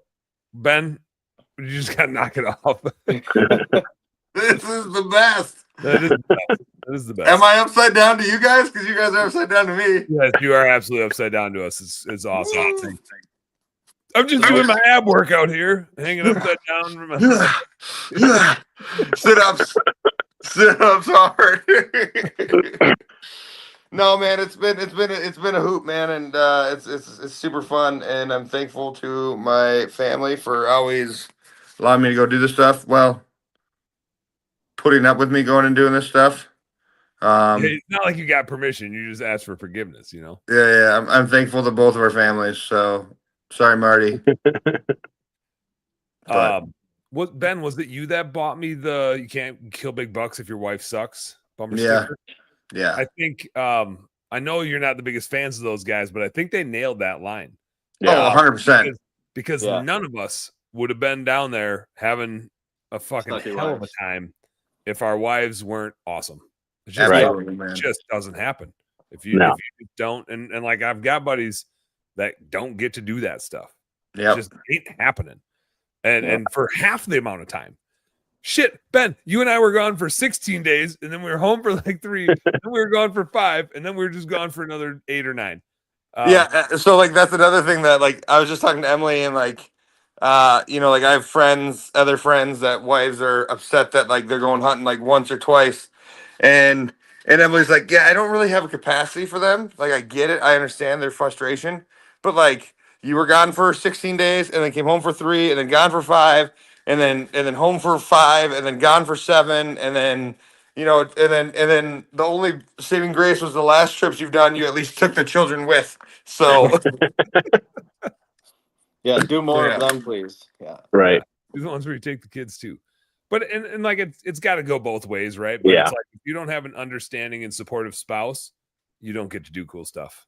No. and you don't get to like have a successful business. You don't get to do a lot of stuff. You don't get to have a business, right? No. Your spouse would never let you be an entrepreneur if they won't let you go on hunting trips. Like they're the same type of thing. Because if you're an entrepreneur, you go through the same ups and downs. And if there's only so many like really bad days they can hear about if they're not really cool and understanding and believe in you and your process. Like there's a lot of times where I've come home and Amber's just like, it's okay, let's try again tomorrow, and it's like without that, yeah, we would have nothing, and it's like I can wake up and she just says, yep, give it your all, and yeah, that's pretty special that we can all have that, because you have to have someone still in your corner even when you're just beating yourself up over and over again. Jesse, I want to get into your experiences like climbing a tree and what that journey was like, and just like the different hunting. And then I want to get into you trying to pack a bunch of meat home and like how much I don't even know, like how much did you get home? How was packing the cooler? What did you all get home? I know we've got some in the freezer left here. Right. But let's do the like climbing a tree to hunt after years of elk hunting, and you're used to walking around and chasing them, and all of a sudden like, okay, I just go up this piece of wood and then I just wait. They're just gonna be here, and then I hope they walk by me. Like what are we doing here? Yeah, so I think the biggest, like, conceptually in my mind, the hardest thing to get it like around it was that these animals operate in such a small area. So when you're seeing scrapes and rubs and all of these things, like these are things that they're actively doing, and they're also going to continue to do it because they're such pattern animals. Whereas like in elk country, there could be a rub and a scrape here, but they might hit that wallow or that rub like maybe every 3 days or every 5 days. Like you're not going to just sit over that there right now. Yeah, and then the other one could be 2.5 miles over. So for you guys, when you guys first said you're going to be sitting these scrapes and rubs, I was like, you guys are insane. Like you're going to see an animal hitting that again. And then sure enough, like, when we went to the little area and there was some feed and then a bedding area, and you could see but you can see them all. Like, and I'm just like, this is crazy. You can see the bedding area from where we're sitting, but you can also see the scrape and the rub. Like, do they really not need to move? Like, this is wild. And so getting up in the tree was weird for me because the angles are all different. So from the ground, the terrain looks completely unhuntable. And I'm like, why are we even climbing a tree right here? I'm not going to be able to shoot 30 yards. Like, this is crazy. Thanks, guys. Yeah, like, thank you so much for putting me in an area where I can see 8 feet in front of me. And then you climb the tree, and you're like, that's the sneaky spot for sure. You walk into the sneaky spot, and you're like, this is garbage. What would I do over here? And the minute you get up a tree, you're like, oh, I could shoot 30 yards that way, and I got all these little pockets to shoot down into. Yeah, and so it was just really cool to kind of look at things a lot differently. And once you're up there, then you can really start to find your shooting lanes and get comfortable. And for the first couple of days, I only went up 2 sticks, so I was probably only 10 to 12 feet, and just trying to get comfortable with getting up and down in the dark. And that was my main concern, was just getting up and down in the dark, not being confident with my process yet. Like, and I think I had even asked you guys, like maybe even after a day or two, and I was doing it. I was doing it safely, but I was doing it in a really, really slow and almost unsafe manner. Ben, are you trying to shower while on camera? What's going to go shower? Oh my goodness! Okay. Yeah, it's just a headshot. He's fine. But so like, just so we don't have the noise of the shower. That was like a totally different experience. Just being able to view things from a different way was a lot of fun. And then also trying to remember, like, when I'm holding my bow, like there's more things to account for, like really paying attention to the bubble, and you can't get away with a lot because the shot windows are so small with the vegetation that, specifically where this area was, the shot windows, some of them were like, Yeah, sometimes you're shooting a volleyball. You're like, yeah, well, I mean, it the was one just shot that Cole crazy. made, the one shot that Cole made, and it would be great to have him on and like telling the story. Well, the maybe. size of a softball. I mean, when he sent the picture, it was just like, Yeah, it was the dude, size of a softball. you didn't. I mean, it was tiny. Well, I mean, like when he sent the picture, I was like, you just shot through a bunch of sticks. There's not actually a hole there. Right. Like it's not even a real spot you would shoot through. I don't know how you would have shot through there. Right. But he snuck one through and he definitely hit that deer. There's Yeah. blood everywhere. Yeah. And so like that was a lot of fun just learning that side of it. And then also just like how by being 10 or 12 feet up in the air can change things for the animal and their perspective too was really enlightening. Like, I mean, I had a couple of times where does and stuff were walking within 9 yards and a couple bucks that came within 5 or 6 yards and I couldn't get a shot on them, or I was playing on my phone or working, quote unquote, and hey, I just missed this buck. And I think that was just super cool to experience and get to see the animals so close. I mean, I get close with elk hunting, but usually between the 30 and 80 yard range, not 9 yards, not 9 yards. I had a bull run at me about 9 yards, but I thought I was going to die and I didn't have a bull tag. So that was not like a happy experience. I thought I was going to have to like poach a bull because he was going to run me over. But, yeah, and then so getting my meat home, so I got the doe and the little spike buck. Getting everything home was pretty cool. I just went to Walmart, got one of those coolers, and I ended up taking the hide, the 2 heads, and then I got roughly 15 to 18 pounds of meat, and I got it right at 50 pounds on the dot in the airport. I ended up having to take some of the frozen water bottles out and throw them away, but I got it right at 50 pounds. Once I got to the airport in Quincy, they just wanted to look in it real quick, make sure that there was nothing funky going on, and that was it. They taped it up and put it on the plane. And I had one snafu in Chicago. They opened it up and they didn't like the hide. Didn't care about the meat, didn't care about the heads. They did not like the hide. So I ended up getting called into a secondary TSA inspection. They made me open the hide up, and they didn't like the borax. So they thought it was weird that I had this powder on the hide. So I had to explain to them what it was. Once I explained to them that it was just in case it started to thaw out, I didn't want to smell or anything like that. I had an 8-hour flight. They really didn't care. They packaged it back up and taped it back up and said, all right, we hope you make your flight. And I'm like, thanks, I have 9 minutes. Cool.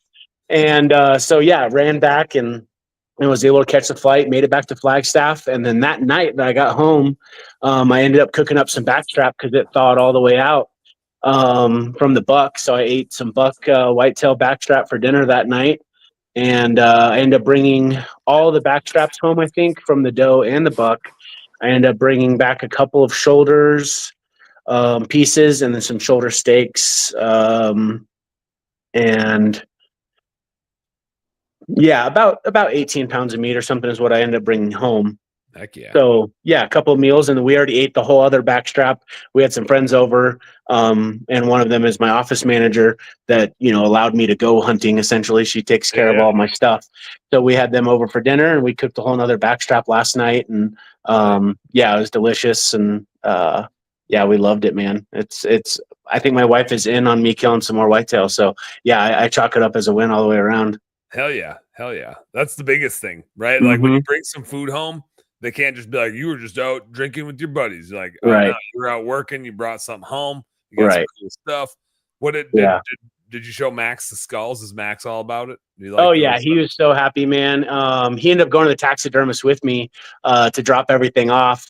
And I got home earlier that day just to kind of check in on everyone. Amber had some kids that she was watching. And once again, for office manager, the daycare was closed on the holiday, that Monday, Veterans Day. And so when I came home, Max was like, you're not leaving again. So he ended up just coming with me to work for the rest of the day.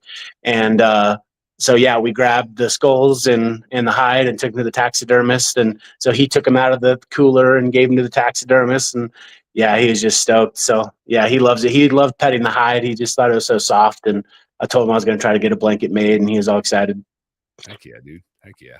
Yeah. Well, man, I'm glad you had a good experience. Just Yeah, it out was so there much fun. slinging arrows. How many arrows did you end up firing? 3, 4? So, I shot at that first buck on opening day. I Two shot does, at that one big buck that I missed under his belly, and then 2 doe, and then the doe, and then the spike. So 4 arrows total. 4 arrows go. It's a good. Yep. That was actually probably the hardest thing for me is like Clay's out there slinging arrows at bucks. Ben's shooting weird. Ben just shoots weird. That comment, I shoot weird. I think he meant I shot weird, but when he Right. said I shoot weird, it was just like, yeah, I gotta stop shooting with my toes. I should probably, I should probably just use a release. I guess. Right. Like I thought downward angle, I just use my leg and my toes, but I'm shooting weird. But man, you guys were all slinging arrows, and I'm like, yeah, I haven't seen a deer in 2 days. Right. Yeah, but you had the I'm one glad you shot, guys one are shot, getting one run kill. by. So Yeah, yeah. I sent one, got Yep. me my buck, and Right. then I turned into butcher shop. Yeah. Doing what I do best. That's awesome. What so Jesse, are you done hunting for the year now? Like do you have Yeah, I'll go more do deer? some duck hunting. Like we're gonna go on Saturday and go do some duck hunting, There you and go. then I'll go in probably January out to Missouri, to my brother's property. I still have a Missouri tag that's good all the way through till the end of January 2025. There you go. There you go. So I'll probably go out there. He just got some new property that he's starting to work on, and they set up some cameras and stuff. And he needs some help working on some of the farm. And so I'll go out there and kind of make a work/hunting trip out of it, and get my nieces out there and have some fun too, and climb a couple trees just to show them what it's about. Check me out. Check me out. Yeah, and my brother, like, he's ex-military and he's all into climbing and everything too. So I think once he sees the saddle, then he's gonna just be like, "Oh yeah, this is what I'm gonna do. I get to go do rappelling." So he's gonna be a one-stick dude for sure, because he'll climb up 60 feet and then just rappel down just for the experience of rappelling. He's gonna be like when I go hunting with Ben, and I'm like, Ben, sit still, and he's like, yeah, but I just Right. can't help myself. Like I'm just having fun, and this Yeah. is just cool up here, Yeah. and I can't sit still. Yeah, so I think he'll have a blast. So yeah, that pretty much done though.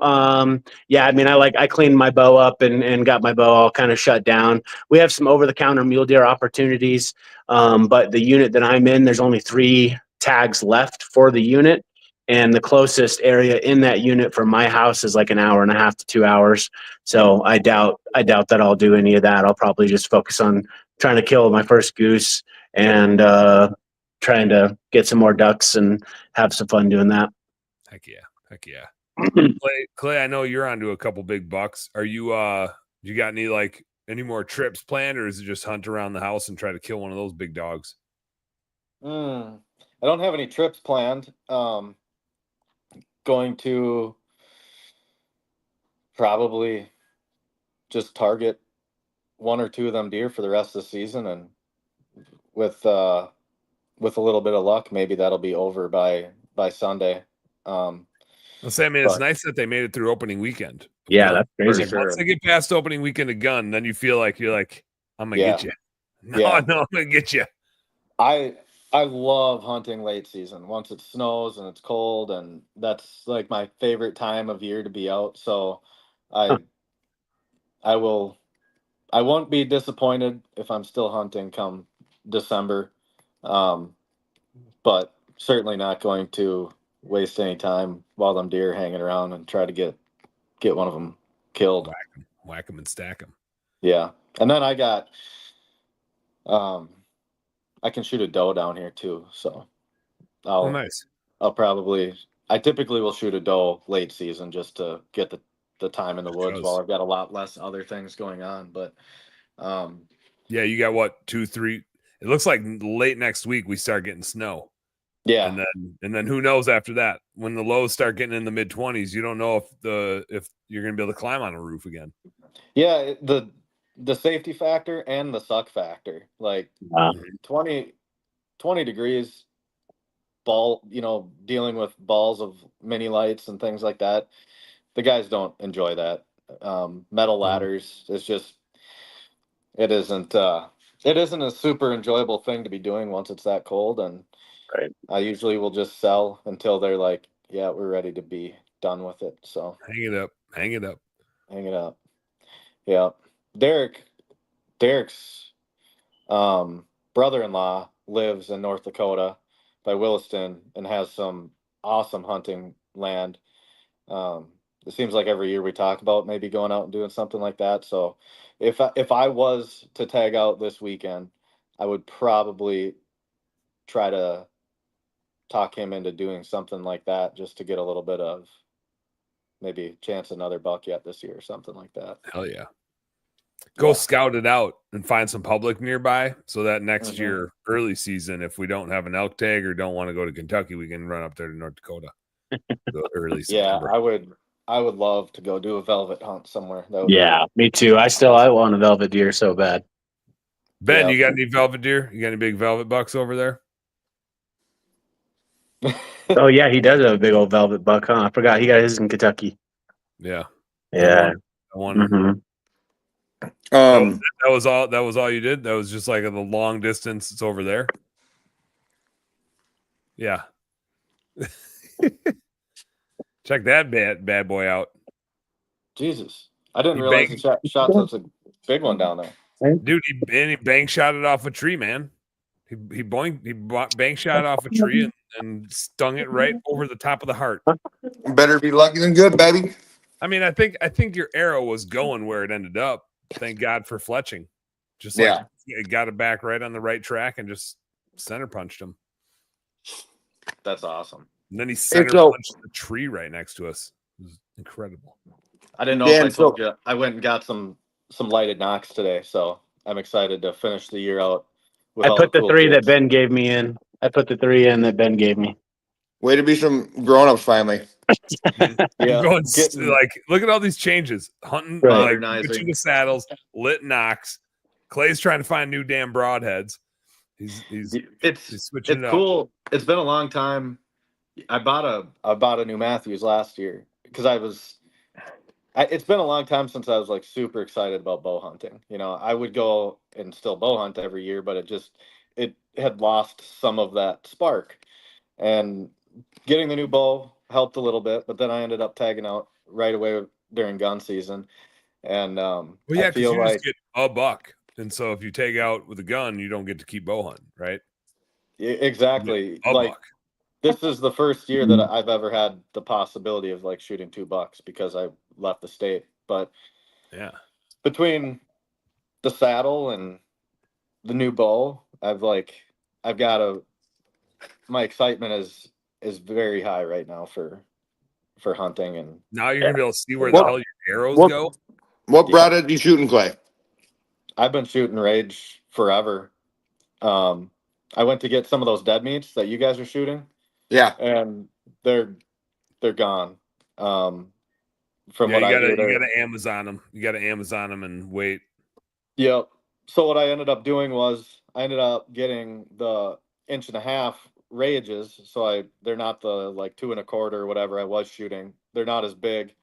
And then I'll order some dead meats. And if they get here before the end of the season, great. If not, I think I'll get some better penetration with a little bit smaller expandable. Yep. Yeah, these dead meats and mega meats are just amazing. Yeah, they had the crossbow ones there, and I was kind of tempted to just buy them, but I think the you're collars like, what's are too the stiff. difference? The collars are too stiff, and the fact If that the collars are stiff, then just like pop them in and out a few times, and then they'll pop out just fine. Put a rubber band around it. Right. Get rid of the collar. Yeah, Should be fine. yeah.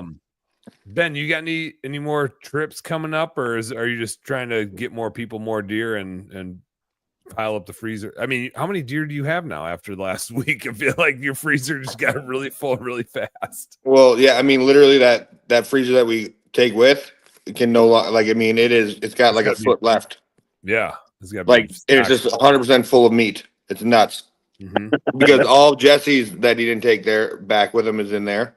Yeah. And that doesn't include a little bit of Clay's too, right? No, that's not even in it. That's in my freezer in my barn. Okay. My heart ended up when I have your heart in your inner loins, along with your tree umbrella, a water bottle, and probably something else. And I think I left the buck tongue. Oh, is it? I think so. I didn't see the tongue in my freezer, so I think you have a buck tongue too. Huh. I hope not. That's gross, too. I haven't seen it. Oh, come on. It's going to be good. I haven't seen Yeah, it. so like, see, this freezer is like that A little full, bit of room. A little bit of room. Not much. A little bit. and then like all of the stuff that you guys had, like your whole muscles that you guys left in there, I took and put in my barn freezer, like in the fridge that we bought, and then also in there is my Illinois buck that I still got to like trim up. So I got a lot, but like I mean, Charlie got his buck, and then I got a doe and my Minnesota buck, and then my Illinois buck, and then whatever Jesse's I got in here. We got work to do. We got work to do. I got 3 does in my buck, and I figure we probably need 7 or 8. But it depends if we shoot some big bucks or not. We'll be busy though. I tell people that I want 14 deer between me and you. Well, we might need 4 days for deer processing this year. We might need 4 days. Be a good stretch. Yeah, because also like I have a lot of whole muscle that I've had from the years, and I'm turning it into jerky. Like We're gonna have to be doing jerky from like the minute we start. Have you The guys whole ever time we're gonna be rotating jerkies. have you guys ever canned it? No, No. never have. Heard it's Dude. great. It is. I should have brought a jar down. Yeah, My I would have buddy loved to have canned tried some some. for me. It is. I've never had better venison ever. What? what is it? What is it? What you like pickled or what do you do? No, so you basically chunk up all your meat. You just cut it into cubes, and then you pile it in a jar, and then they usually put like a little square butter on top or whatever. You seal it, and then you put it in a pressure cooker, and it pressure cooks that jar and seals it, so it's preserved. You can set it in your cabinet. It doesn't have to be stored cold, and you pull that thing out, and it is fork tender. You put it on a plate, and you can shred it. Just press down on it with a fork, and it's like the most tender, amazing tasting. They do put like a little bit of beef fat on top of the stuff when they can it. But Who's they? my buddies he cans all of his deer. He basically turns all of his deer into canned and jerky. Mhm. But Huh. it was phenomenal. Well worth I'm interested. Yeah, the, I'm time interested. to I do would it. like to try some, man. That would be awesome. Little canned And we need a venison pressure with some cooker. fake Maybe we fake need to pressure potatoes. cook sticks. I need to pressure cook sticks. We gotta figure out a better way to cook sticks. Is my Instapot a pressure cooker? No. No, I think so. But it's like Well, 12-in-1 or something, man. Instapot does have a pressure cooker. It might be. We could try it. I don't think it works. Yeah, we'll see. There's only one way to find out. Try it. Man, now I want to can some deer, dude. That Yeah, sounds hey, try dope. it on one of my shoulders that I left. Just try it Yeah. on one of those, and if it doesn't work, then just grind it. Mhm. I'm What's interested. what's the worst that could happen? Yeah. Tastes like deer. But yeah, no. So as far as my trips go, I mean, I'm going to Wisconsin with Charlie. He's pumped. And that's it, man. That's it. Like I'm gonna go out to the farm Friday, Saturday, Sunday. Kids want to sleep there. Charlie thinks he wants to shoot a doe. He's got a doe tag. Okay. I would not hate it if he didn't. I would love to not have anything to do for a little bit. Yeah. Can you guys can shoot like 4 or 5 does up there, can't you? We're in 3 deer zone. What? You're in a 1 deer zone? We're in a one deer. With archery gear, you can shoot a buck and a doe. And then if you're gun hunting, you have to apply for a doe tag. But if I drive like 15 minutes north of me into the metro area, you can buy over-the-counter doe tags, and I think you can get 5 of them or something like that. Yeah, Oh, the wow. purple zone, the 5 deer zone. Yeah, Yep. my zone and the farm zone so my zone is a shotgun zone and is a 3 deer zone at my house. And then my buddy's farm is a 3 deer zone and the rifle zone. Okay. So which I still have a doe tag. But then also like I found out like the early antlerless season, dude, like during youth season, Yeah. like in this area I can shoot 3 does that way and then I can still get my other 3 deer. Oh, so that's 3 on top of your regular season. Yeah, set. dude. That's cool. I was like, so that'd be Is that- 6 deer. Is that early doe? Is that on the same weekend as the youth hunt? Yeah. Okay. And it got super weird when I tried to talk to the store and the DNR. That's so confusing and just so weird. Yeah, they were like, I was like, can Charlie, I was like, can my son get an early antlers tag? And she's like, and everybody was like, no, he's either doing the early antlerless or the youth hunt. And I was like, well, he tagged out in the first 10 minutes of the youth hunt. So it's now the next day. Can he do this? And she's like, no, he's either doing the early antlerless or the youth hunt. I was like, okay. And I just went to a different store and tried to buy a antlerless tag for him. They sold it to me. So I was like, okay, whatever. We're going to go slay some more deer. So is that But- early antlerless? Is that over the counter, or is that something Yeah. you have to apply? It is It's, over the it's counter. over for certain zones. And I don't know if it's a newer thing because it was only like 5 zones, and mine and my buddies, and then the 2 metro zones and one other one, I think. That's interesting. Minnesota. I just wonder, like, who's writing these DNR regs? They just got to be idiots. There. Like, Dude, I found some data, They don't, Dan. they over the don't- place. they don't deer hunt. They clearly No. don't deer hunt because they have no idea what's happening. They have No. no idea what's going on the woods. They have, I mean, like, they might get close to the right number of deer, but they don't think very critically about these overlaps and like what deer are actually doing Right. when they put in, like, what humans are actually doing when they put these seasons in place. Yeah. It's just like, who's writing these regs? They're just Yeah, I Yeah, super wish that we didn't have our gun season during the rut. Like, We've it's so got bad. It's so bad for the deer population. it's like- like 50 days of guns in the woods. It's so stupid. It's so Yeah. stupid. Minnesota's Wild. crazy. It's wild. It's just dumb. It's just dumb. I don't hunt Minnesota much at all. There's just not a lot of Well, I used to think our area was pretty stacked until I went to Illinois, and now I'm like, God, there's just not a lot of deer. hey, where'd we land with the Abe and the lease? we didn't. We bought him some whiskey with the intent of just like Him The not dude giving a had- hard the- time next the- year. the dude has an area that he doesn't go into, right? Like, and it's farm field after that. He's got this land and he's like, that's a sanctuary. I don't go in there. Well, we're gonna hunt all around that shit.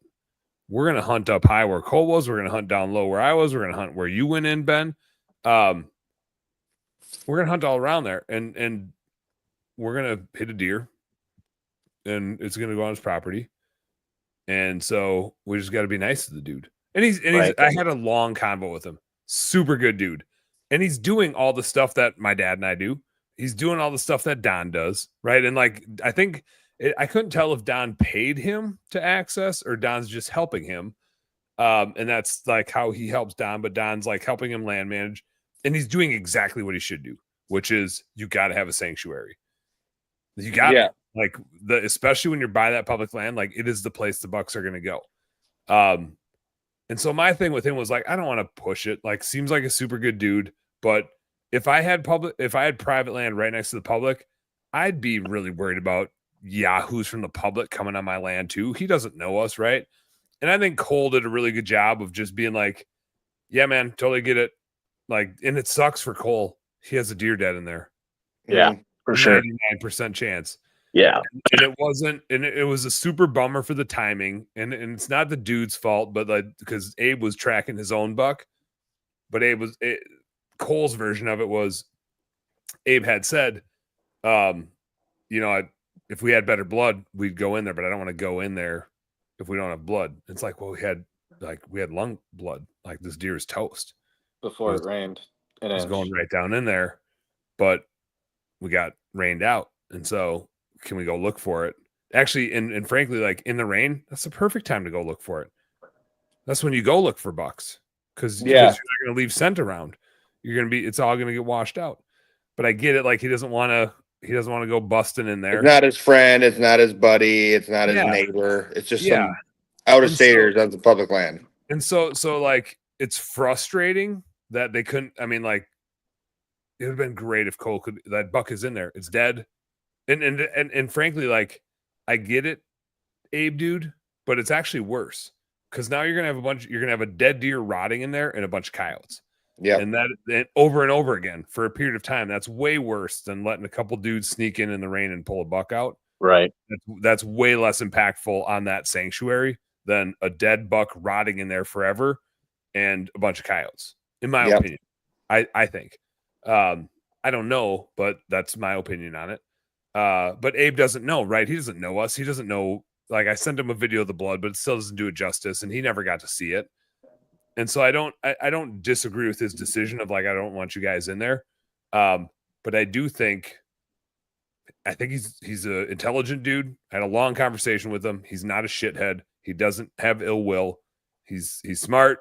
He means well. He's trying to manage his property. It's his property. He's got to call the shots. I would say I liked his take on like he didn't deny access, and he totally could have.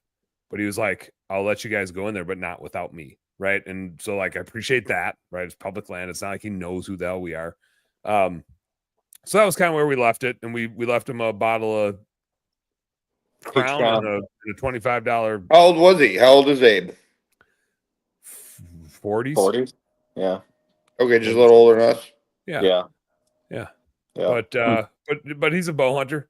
He actually, and I think I told you, like he hunts the solar farm area. Like they own it. They own the land. You told me that. And so, but the lease thing didn't materialize into anything because he's like, well, he wanted to lease it this year, and we're just like, the only person left with a tag is Cole, and Cole's not going to drive. Yeah, I think he said for $3,000 you can hunt any 2 weeks the rest of the year that 3 you want. weeks or 3 something. weeks. Yeah. Which honestly, if I didn't tag out, I would have totally considered doing that for later in the year once we're slow. Because I think you could go down there and get it done on that little piece of property. But, It's a sweet little piece. It's a sweet little piece. Like I think we just reach out to him once, next year, see what he thinks. Yeah, we'll stay in touch with him. Like I said, I'm bummed because we know that deer was dead in there. Like it just was. You could tell in that blood trail. Like there's a chance that it was a one lunger, but there's a really good chance that deer was dead in there. And so it sucks when you can't go get your dead animal. And I really feel for Cole because Cole's had a couple of those now. He handled it much better than I would have. I would have been pissed. Yeah. I would have been back in there with the warden. Really? For sure. I'd have been like, I have a dead deer in here, and I would have had the warden with me. We're getting it. But I've only shot 104. I've shot 2 140-inch deers in 30 years, right? If I thought I stuck a 140-inch deer, I'm doing everything. Yeah, but even with the warden, like Illinois isn't a right to retrieve state. I thought you can go in with the warden. You can't go in on your own without permission, but I thought you could get a warden. Maybe I'm wrong. I don't think so. Well, that sucks too. Then I'd just be extra pissed. A little off topic, but speaking of Don, I don't know if you guys follow him on Facebook at all, but he posted a deer today that one of his clients killed, and it looks just like Mufasa. Really? Yeah. Go onto his Facebook when we're done, or if you got your phone now, and take a look at the pictures he just posted. Side by side, it looks like Mufasa 1 year older than that picture you had last year. Oh, wow. Huh. What's his face? Is it just under Don Higgins? Don Higgins. Higgins Outdoors. Oh, damn. Oh, my God. Does that not look just like that deer? I don't know. Which one? Mufasa from last year. I don't think it's the same buck. You looking at the one where it's two clients? 206 inch. Yep. Hold that picture up side by side with the trail camera picture from Mufasa last year, and it is strikingly similar.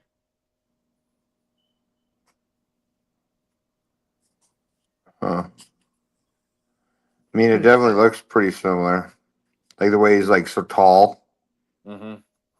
Tall. It just, I mean, that's not a super common rack. The left beam does that funny kind of curl that it did the year before. Either way, heck of I a wonder deer. if that's the same buck. That's crazy. It looks That's so crazy, similar. dude. Oh yeah, so similar. Huge, heavy bases. Way more points. Way more They points got- this year than he had last year. He got If that pointy. is A lot of the same buck. stickers. Yeah, as Ben But- would say, he looks real pointy. He looks real pointy, but even for that deer, I mean, he's not. It's not like it's a mainframe 12-point. I mean, it's like a mainframe 9-pointer, but he's Yeah. 206 inches. Just shit. Dude, hanging it's out. very similar looking, Dan. Yeah. Super similar. Mm-hmm. Cool buck. But if it is him, I mean, that's just same thing. It's like there was a 214 shot in there a couple of years ago. Yeah, And then all of a sudden that like it's just a spot, man. It's just a cool place to go. crazy genetics, and they get old. They got a lot of hiding spots in there. Yeah, They do. Yeah. They can just disappear in 2 seconds too. There's a gone. It's crazy. It is crazy how they can disappear. That is a wild buck though. But it is Huh. maybe I'll send I should shoot Vince a note, Ben, because I bet if I shot Vince a note, He would know that buck. and I bet if I poked him, I'd say like, "Hey, what the f did Don put this guy on that buck in there?" yeah, And Vince would be like irate, right? yeah. Vince would be like, "Yep, right." I bet I could twist that in him because I don't care, right? Super cool. If somebody shot a huge buck. Right. Go get him, man. I'm happy with a 125. I don't need to shoot that buck. I don't give a shit. He tastes. No, the exact I'd same. like shoot him. I mean, like I'd shoot him if he walked by me, but I'll shoot the buck that I shot this year, and it's cool. But we would know really quick if I texted Vince that picture. Yeah. Like, did you see this thing? I swear we have a trail camera picture last year of this buck. Yeah, I'll shoot him a note. We'll get some intel real quick. Well, I could just ask Don. Oh yeah. Don would actually just say like, "Yeah, dude, yep, those in there." Yeah. Send him our picture. Yeah. Be like, "Hey, did you get him? Was he Yeah, I in will. there?" I gotta go to bed, boys. Yeah, dude, I agree. Any closing thoughts, closing comments? What do you boys think? I No. haven't fucking cleaned a deer yet. Find good friends. Hell Yeah. of a trip, and I'm thankful to have been invited. That's for sure. Yeah, me too. I'm just super thankful that I was able to be a part of it. And when you guys slightly hinted at it, I was like, yeah, I'll do that. And I'm glad that you guys were like, oh, okay, yeah, let's let him come. It felt good. It felt good, Jesse, to like return the favor. Yeah. Honestly, like you didn't have to befriend us and teach us how to elk hunt and show us. Oh, weird, put us Dan. on elk. So you're taking credit for giving him all the spots you wanted to hunt while he was shooting deer? Because that's what I did. But you end up shooting gave a you I'm nice just big picking on buck. you. I gave I'm you just the talking spot. shit. Jesus Sword, knock it Christ. off. I'm just fucking with you guys. But no, like seriously, the biggest thing is find good people. Surround yourself by good people. Stop hanging out with turds. Stop hanging out with people that are doing things you don't want to do. And And go say kill no to big drugs. Right. bucks. Say no to drugs. That's right. That's good. Good close out. Good close out, Ben. Mhm. Heck yeah. All right. I Fuck appreciate you bitches, guys. make money. Yeah, disregard women, acquire currency. Jesse, thanks for like making the effort to come up. Like Heck not yeah. everybody, and thanks to Amber and Max for allowing you to do it. Right, again, Yep. like, you just don't get to do that stuff if you don't have an awesome family. Clay, thanks to Kirsten and your 4 younglings for putting up with you and hanging out. Love Yep. to do it again sometime. Yeah. And then we're gonna message Don and see if this is that bug. It's gotta Yeah. be that bug. It's just the more I look at it, I'm just like, Yeah, man, it's got to be that buck. it's so Yeah. cool. It's so cool. Cool for him. But there's another big one coming right behind him. Yep. Like A the lot, ones a we lot. all missed. The ones The we all ones- missed. the There's ones we something missed. fun in there. Yeah. So anyway, we'll have future big bucks to chase. less of them after we shot 5 of them. There'd be a couple less in there. Yeah. Right. Be some big ones in there. Let's close her out. Business nerds, you guys know what to do. Work smarter and harder. Go get some good friends, as Ben said, and have some fun doing it. And we'll talk to you next week right here on Home Service Happy Hour, brought to you by Service Monster. Peace out. Thanks, Dan. See you guys. Yeah. Thanks, guys. Nighty night.